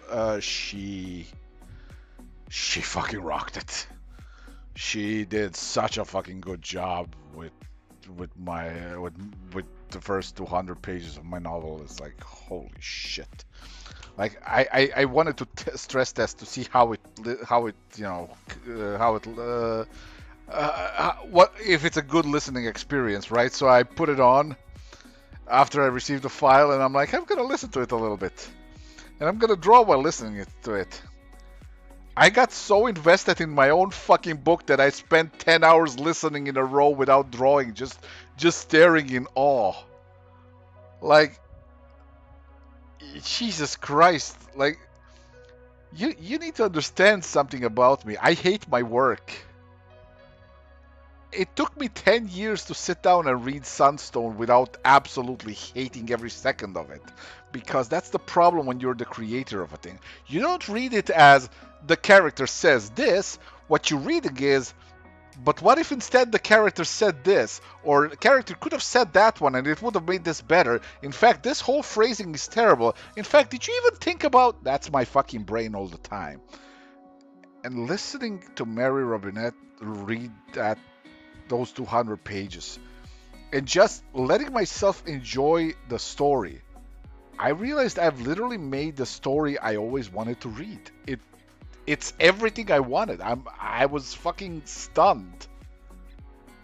And that just fucking goddamn ignited my motivation on a level that I just Jesus Christ, that's unhealthy.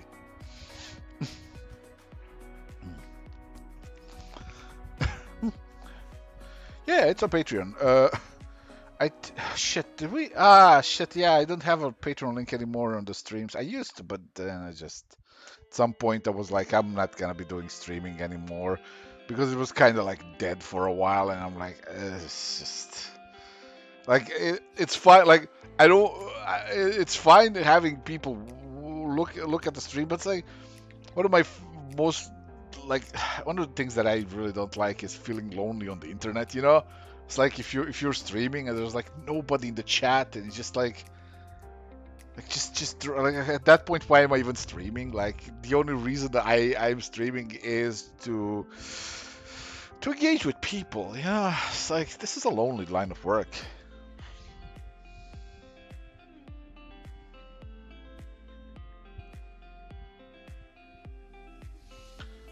Sure, I can share it in chat. Just 1 second.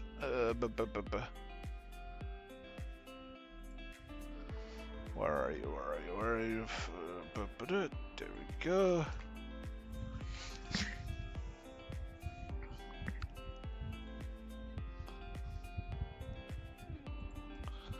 Copy.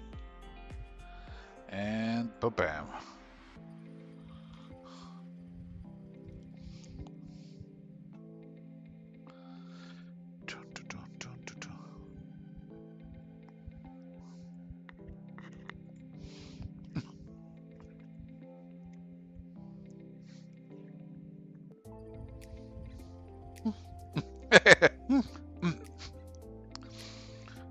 Who says YouTube is completely useless? Thank you.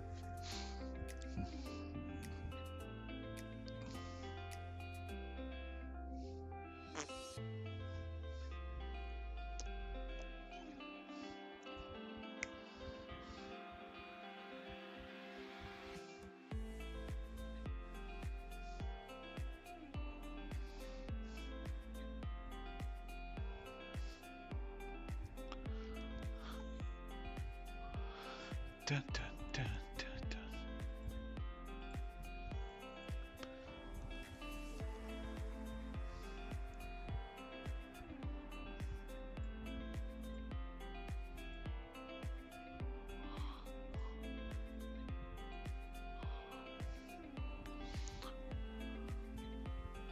Okay, what the hell? Why is...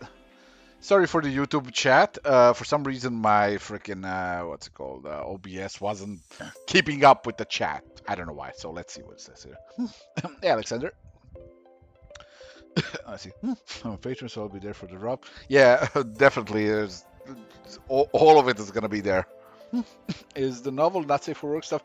No, novel has sex scenes basically, but it's basically it's more of a kind of a thriller with like horror elements and stuff like that. It's a fantasy, so yeah, there's a few sex scenes, but generally it's not it's not like Sunstone in fine print. What it is fucking intense.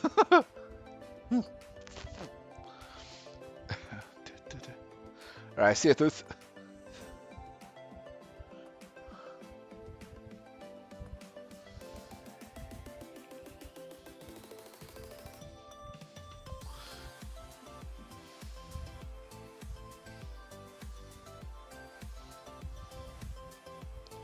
Will the physical Kickstarter book have a decorated hardbound edition? It's gonna be hardcover, yeah, but like, yeah, just hardcover with an illustration on it. Nothing. Like I'm not going with letterbound, you know. I'm just going, standard hardcover. Could I tell more about the novel? Novel is well, basically there's this city that used to be ruled by a vampire queen. In this, basically, it's sort of a fantasy world type deal. Like it's not our world. So the city used to be ruled by a vampire queen, but according to city folklore, people, dethroned her, defeated her, and then, past that point, that city has been considered one of the rare, completely vampire-free cities, and they were selling like these fragments of the queen's castle and these mirrors that were blessed through queen's power, and they repel other vampires. So basically, this became like this merchant hub of this world where, people made their riches. And in that city, our protagonist is Lysandre, who's this girl basically working at like this, just kind of a nobleman's nobility manor, and there she kind of has a crush on this Duchess girl who returns her feelings. And the problem is, in that city, you don't want to do that because, according to the folklore, um, the vampire queen was summoned by this girl who, was in a life-threatening situation, and then the queen appeared from the spirit realm, and she saved her, and they fell in love. And there's this whole thing with that. It's kind of one of those, how do you summarize a 600-page novel? Basically, an ancient evil awakens under the city, and this chick basically decides the only way to deal with that evil and that city is to summon back the vampire queen. And how do you do that when the person that you're trying to reach is on another side of a spirit veil? Well, you steal a thing that can send stuff across the spirit veil and start writing some letters while the city is falling into chaos because a serial killer is murdering people left, right, and center, and it turns out they're being murdered in some weird ritualistic way that's making it clear that there may be a vampire running loose in the city, and that's impossible. And that complicates things for the city elders, because, well, it affects a lot of things. It affects the economy of the city that's basically spinning around the fact that, this is a vampire-free city. They are the experts on protection against vampires. Surely it can't happen to them. And what complicates things further is that an inquisitor of the Vampire King is now wandering the city as well. Because vampires aren't inherently evil. The elder vampires are spirits that crossed over and basically claimed a human form, and then they drink blood to sustain themselves and anchor themselves to this world. The problem is when when there are vampires being recklessly created by less experienced ones, and when that tends to lead to creation of feral vampires. And those would be something like what you would think like Nosferatu, but what if Nosferatu had rabies and also was half werewolf? Like, they are goddamn terrifying. Like, they're like 8 feet tall to 10 feet tall. They will fucking, they won't just give you a nibble on the neck. They will just engulf your whole neck in their jaws and just drink you dry in a second. Like, it's gonna get crazy.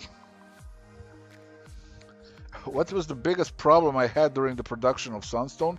Just one time my computer crashed, so I lost 15 pages of it. That's about it. I had no problems with production of Sunstone. It just kind of basically went on.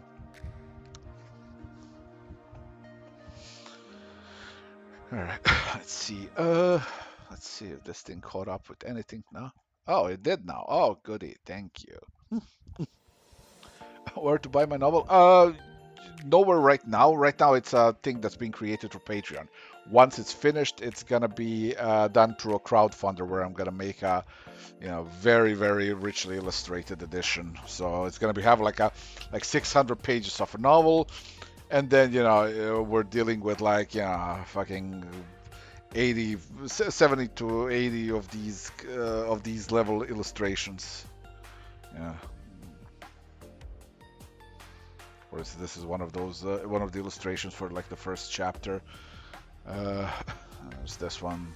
They all need to be finished at this point, so I'm going about it.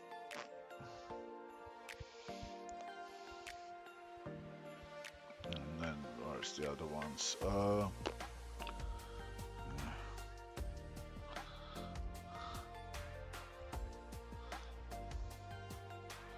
This one's being. And then, where is it? It's this one.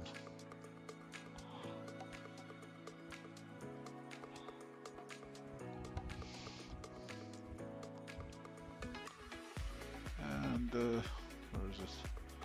Yeah, this one. By the way, yeah, feral vampires when they are fully just frenzied, like they grow in size. They're basically possessed by effectively demons, and yeah, it gets a little insane.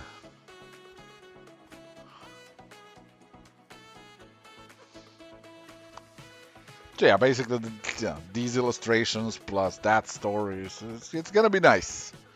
You can actually hear the first 4 chapters audiobook format on my YouTube here.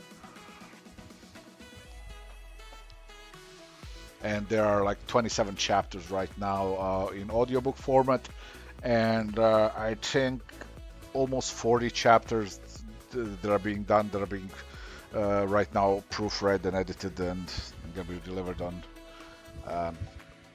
what's it called, Patreon. Yeah.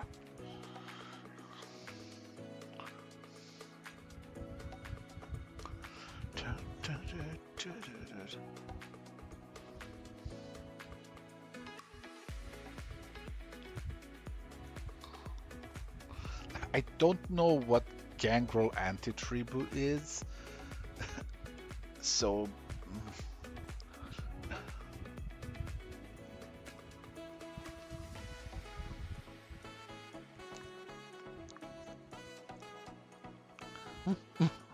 listen, they didn't you ever just wake up hungry? Come on. Oh, Vampire the Masquerade. I've never played that. I was actually looking forward to the new video game that they were making, but then that kind of sank.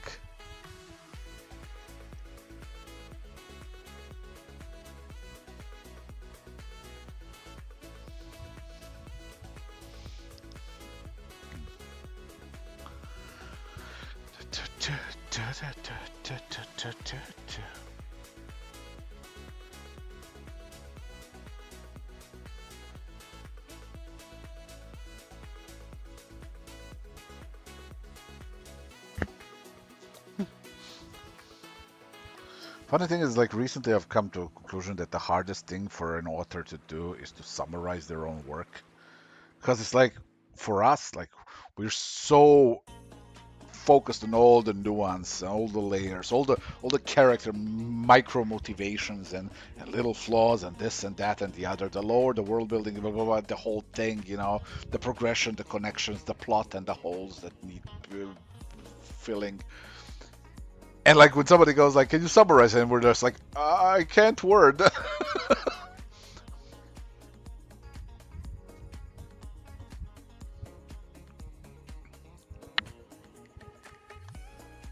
Oh, okay.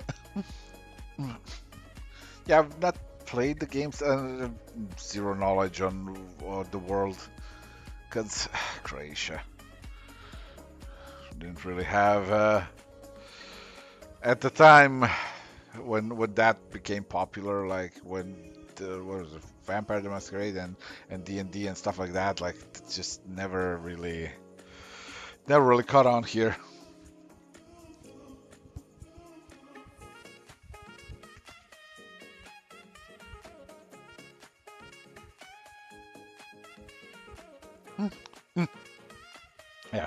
These ones here would basically be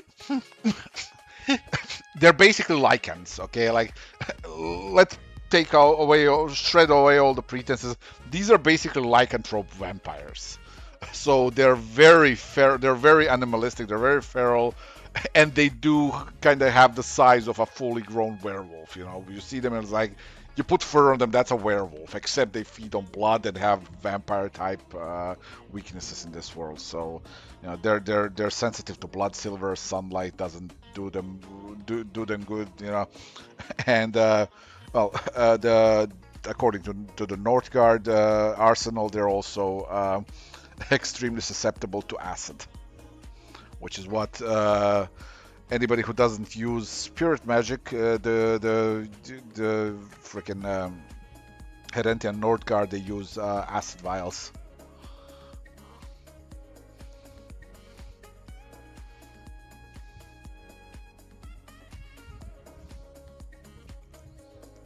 Oh, nice.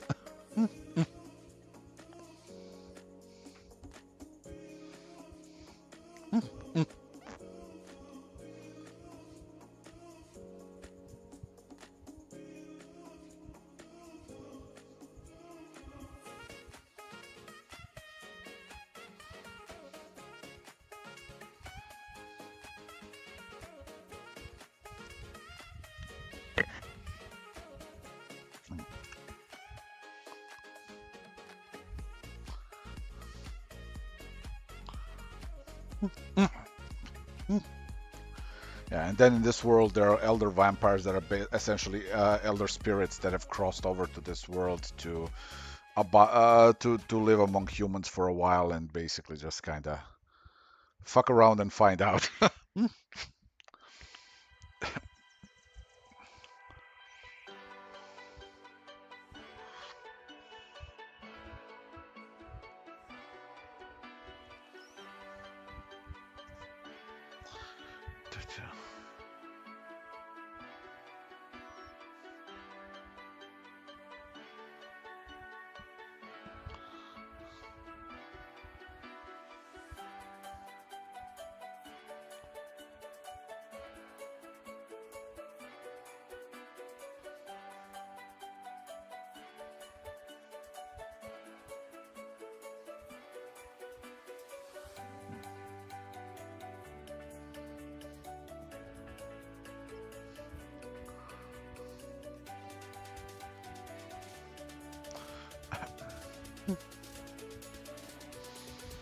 I mean, not really. Like in this world, the spirits are basically like gods of their world. They pray to them. They have rituals to them. There's an entire, kind of a lore to them, and some of them are grand spirits, and some of them are basically lesser spirits and demons and stuff like that. That you know will sometimes during the solstice nights will cross over and either cause havoc or just kind of move in to observe out of curiosity and then leave silently at a different time.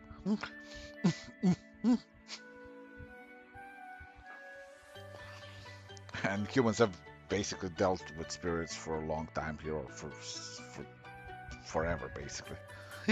And in this world, there's also like spirit weaving, which is basically spell crafting of their own, where that's usually used to do stuff like healing, to contact the spirit realm, there are specific types of kind of hunting spells and tracking spells that they can use, which are essentially nothing very grandiose, but useful.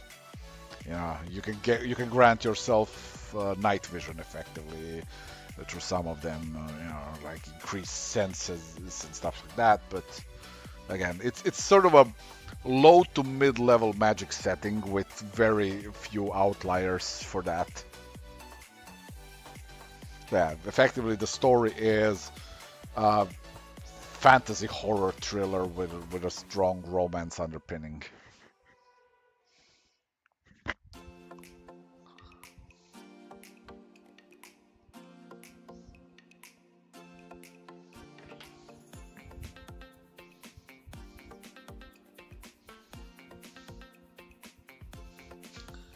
Yeah.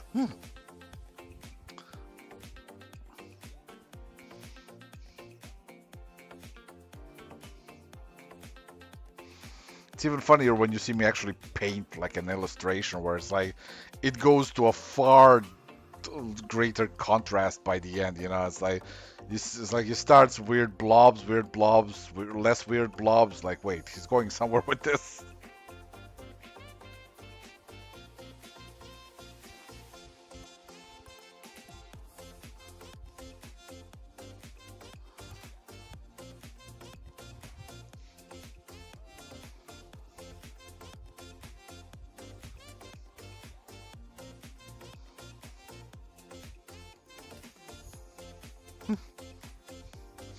Man, I love it when Quincy is in the chat.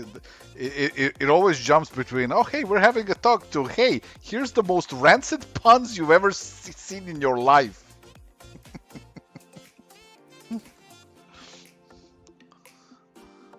It's like it gives you a fucking mental whiplash. Like you're like, oh, hey, yeah, no, that's cool. Both brain damage. Damn.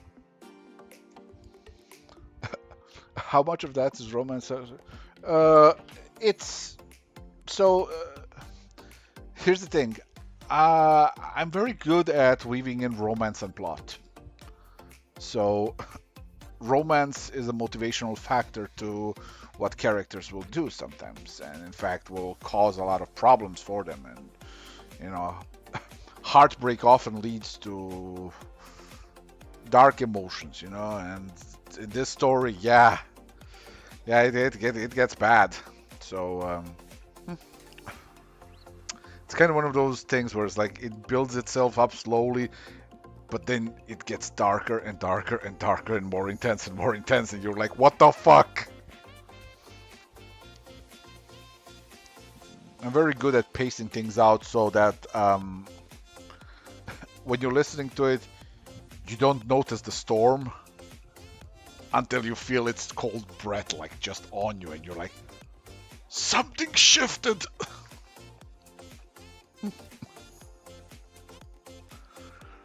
Is Achilles Shield Maiden still going to be published in the future? I have no idea.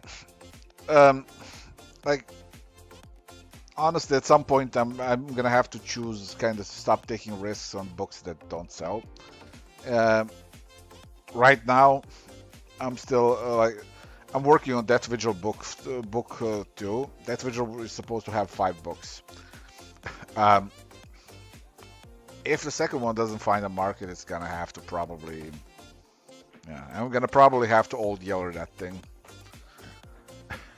No matter how much I love it, but I can't spend my time on a thing that can't find a viable amount of audience when I have books that can and, you know, are being delayed because, you know, I'm still here stubbornly trying to keep a thing alive that refuses to live.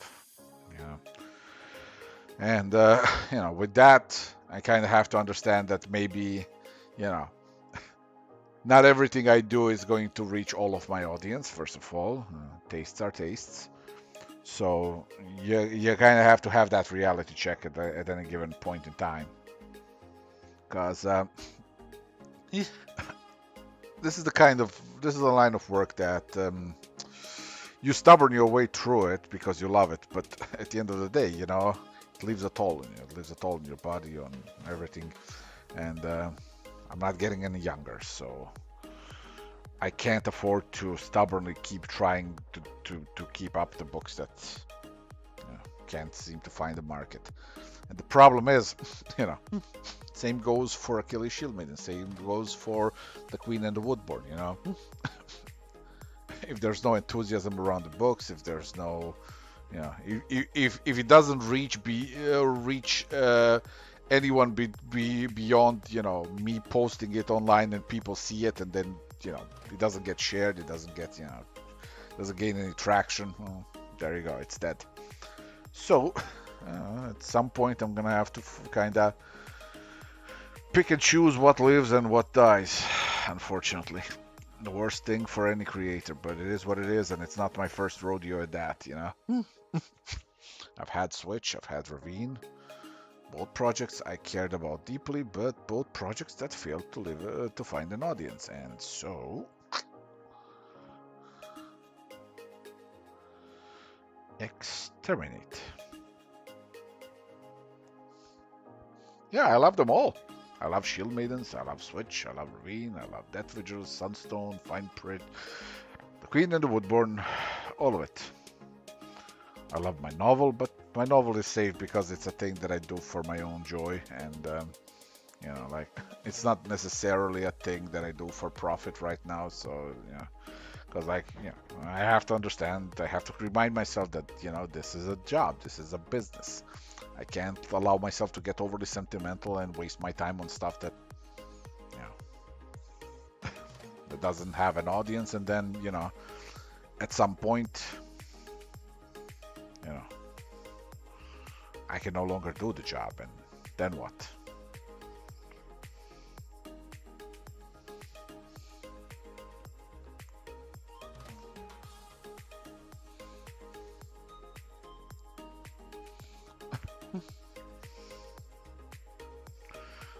Now listen, I'm not saying it's impossible for me to make Shield Maidens, but it basically comes down to, like, a lot of it comes down to Death Vigil, because I need to understand my own reach right now.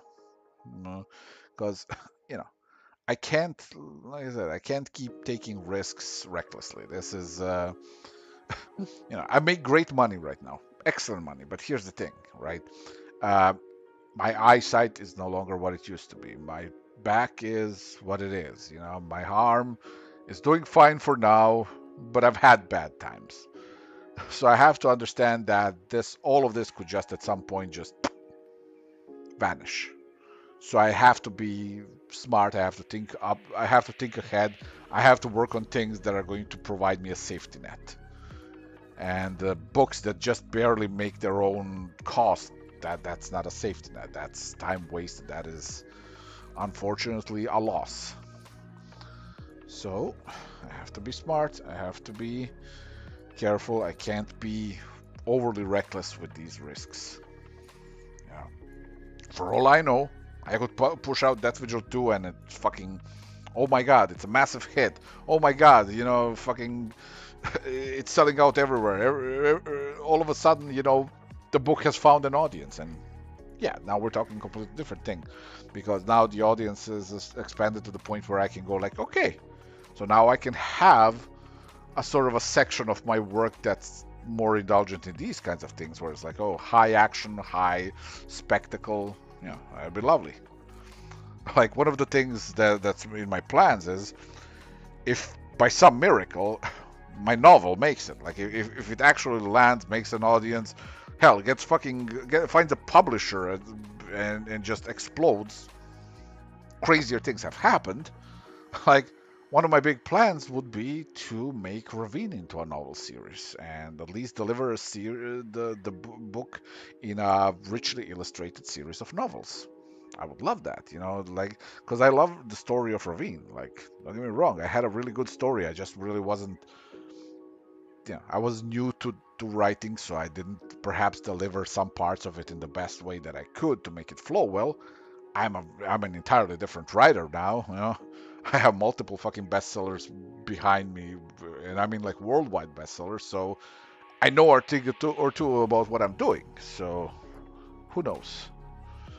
I still don't take anything for granted. Like I said, I'm still a no name in the industry, which is just fucking hilarious. But you know,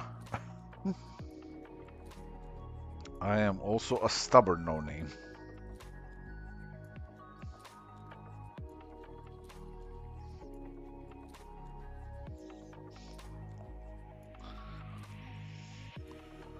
Yeah, I very much hope that Queen and the Woodborn makes it. Queen and the Woodborn is in full continuity with Fine Print and Sunstone and those books, and it is a freaking Slavic mythology-based fairy tale adventure slash romance. Like, I think it could find an audience, but I've been wrong before. I thought Switch could find an audience and couldn't even get 4 issues in. Or was it 5? Which one was it? I think it was. Fuck it. We couldn't even get a full trade in. That's all she wrote.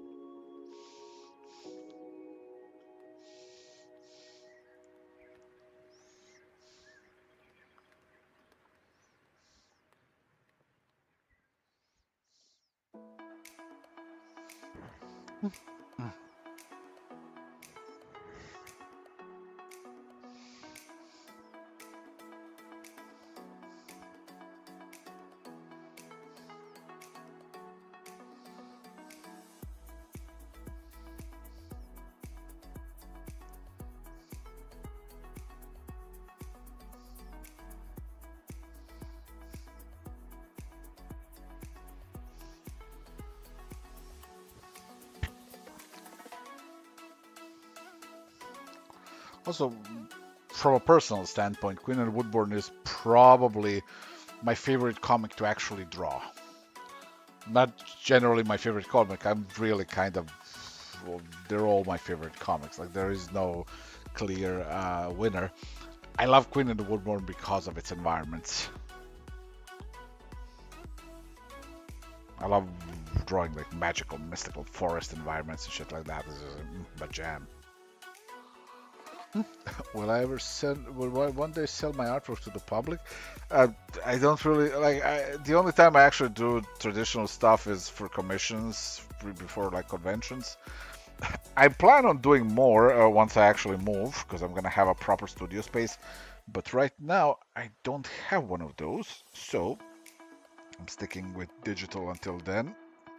I'm still gonna stick with digital for comics, but I've been planning on doing more like traditional painted stuff because I miss it. The only problem right now is in this apartment, the light is horrible and everything is crammed and crowded. Because turns out when you work in comics for 20 plus years, you get so many comps that you could fuel 50 bonfires and you still wouldn't be rid of all of them.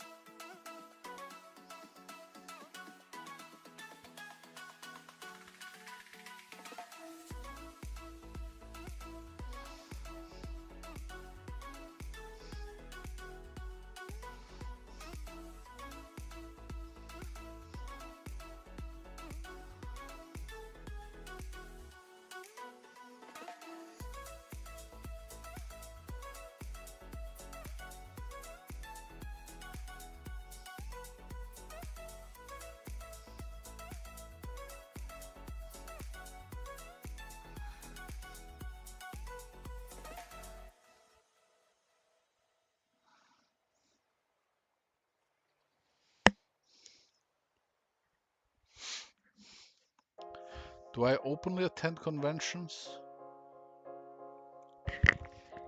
No, I use a cloak and a hood and a mask. No, of course. Yeah, I attend conventions every now and then. It's basically just a matter of when I have the time. Because Lord knows there's a fuck ton of invitations, but like, you don't get to do all the cons that you want and at the same time get the comics done. Because it's a lot of time. Like, you spend like, you do any convention, it's gonna be at least 10 days in a month, and because the travel time, the convention time, you need like some time to rest from all the jet lag, and it's like fucking almost half a month lost. Then you have to catch up to that.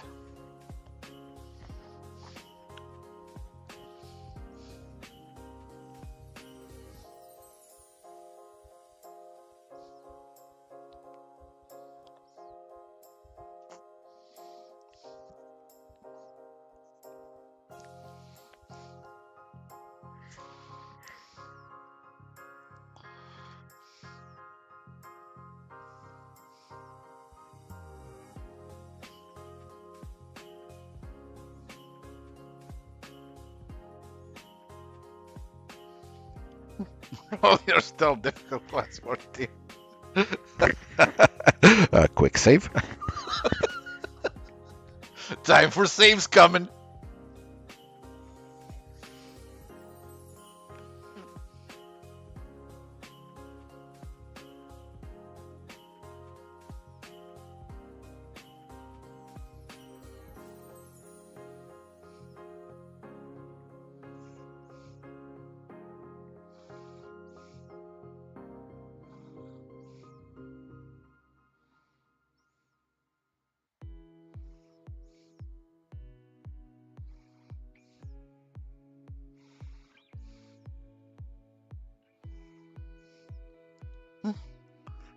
Oh yeah, of course, I announce it everywhere. People still miss it though because social media today is garbage. It's like, oh hey, you want to follow somebody? Cool, cool, cool. We're still not gonna show you when they post anything because we've decided that it's more important for you to see 500 suggested groups and people who you don't know or want to know. That's the priority, right? That's what you meant when you wanted to follow this person, huh?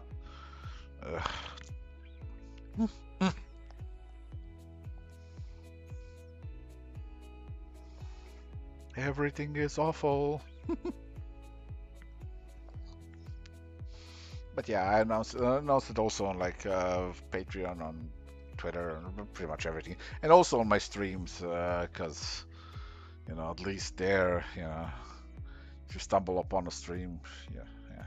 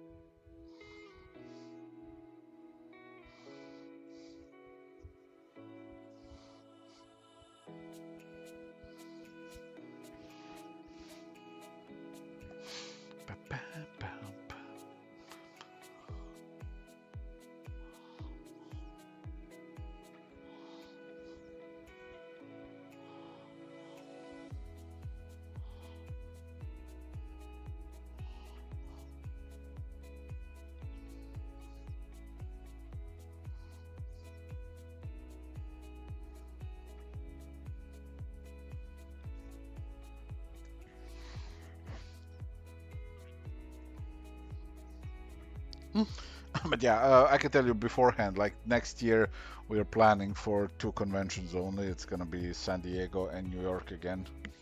Because San Diego because we have a bunch of new stuff coming out next year, and between that year's content and this year's all of the books that we publish, like we're gonna have to do a lot of signings. And New York because first of all it's New York Comic Con and it's fun. Their artist alley is always very active. And second of all, musicals. Yeah, we are big on Broadway.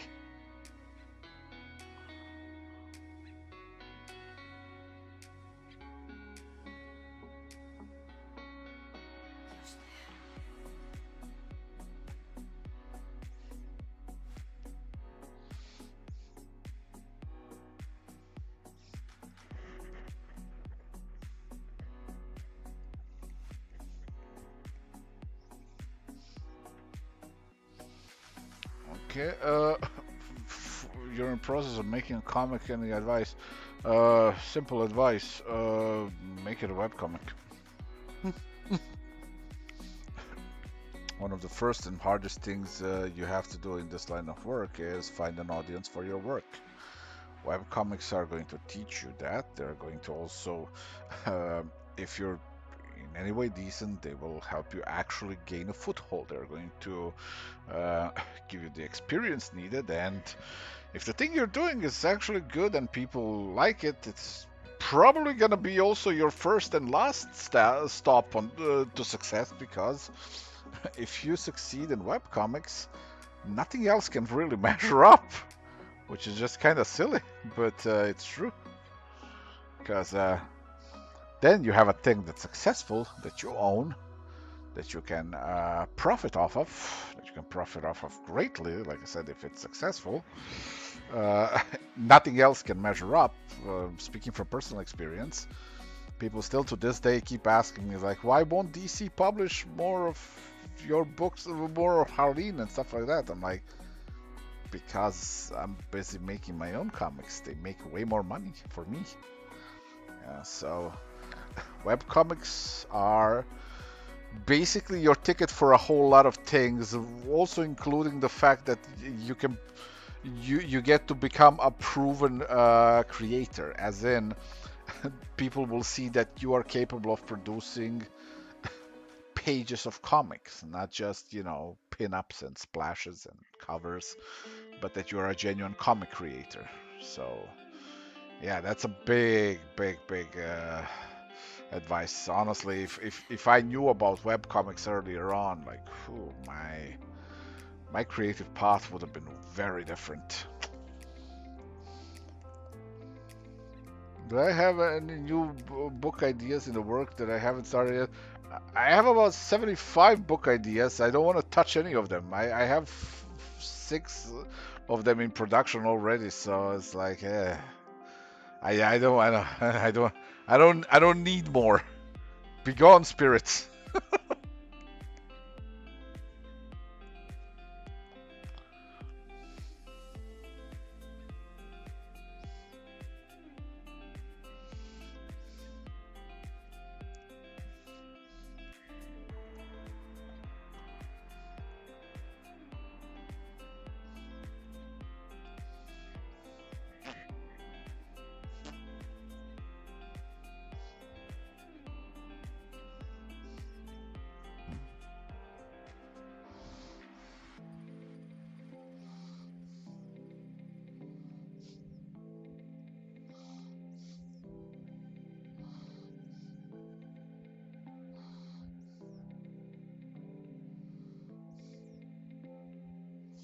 Okay, after this panel, I'm gonna have to end the stream because I gotta go to the store because there's still an hour or so left and I still haven't gone.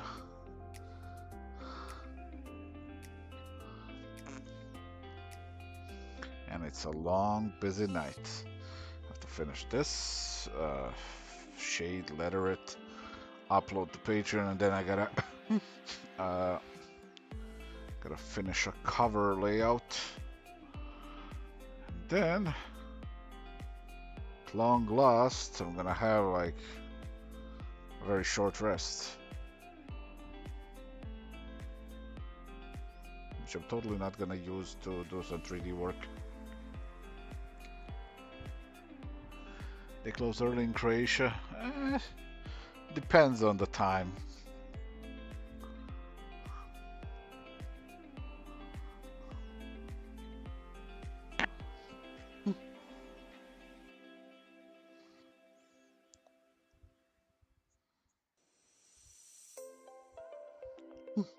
But yeah, more on the whole webcomic basically pipeline. Let's say you have a successful webcomic. Guess what?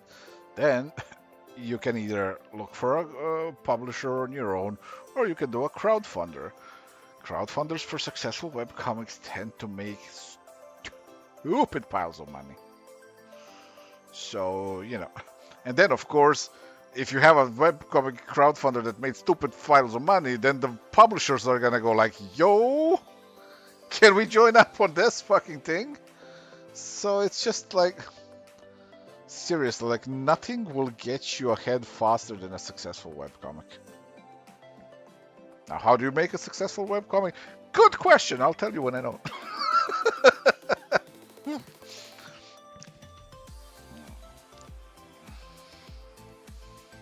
But joking aside, there are a bunch of ways to make a successful webcomic. But the important part is online presence, eternal patience, and understanding what your audience likes. Which, trust me, they tend to be very vocal about it, so you'll know. And some of the best ways to kind of launch a webcomic is you start posting online pictures of your character. Just go with the whole here's my OC, and then you go here's my OC doing things. Here's my OC doing cool things, fun things, sexy things, whatever the fuck things you want. And people are gonna start engaging if the OC is something that appeals to them. If not, crazy thought, redesign your OC, try again. Make something that appeals to an audience. Once you got that, you build on that.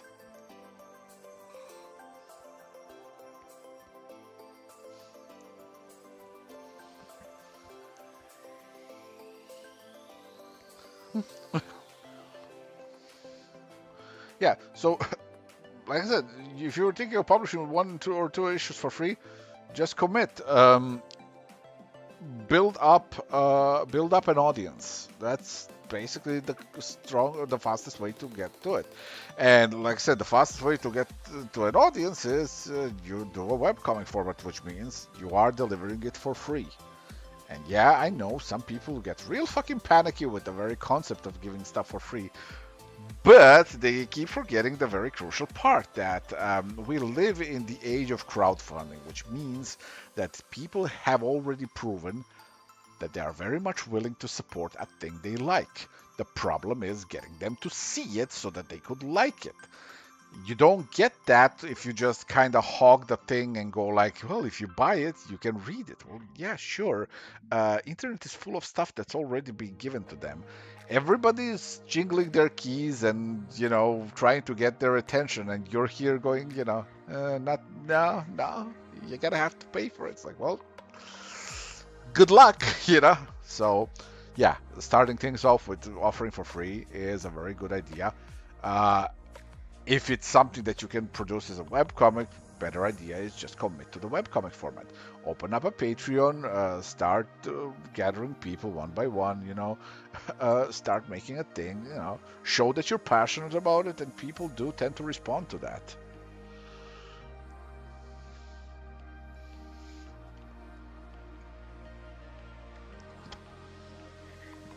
Because in a cynical time, people who are tired of cynicism tend to gravitate towards, people who show actual genuine enthusiasm about stuff. It's, and we're all kind of getting tired of cynicism, let's be real. All right, so let's see. You just need to keep your stuff safe for it. Yeah, style tends to settle. You know what's the best style to start with? Just realism. Just learn how things look, how they work, and then simplify it as you go faster. And then that'll give you a style that's your own artistic handwriting, and then you build on that. But yeah, anyways, thank you all for being here today. I am gonna go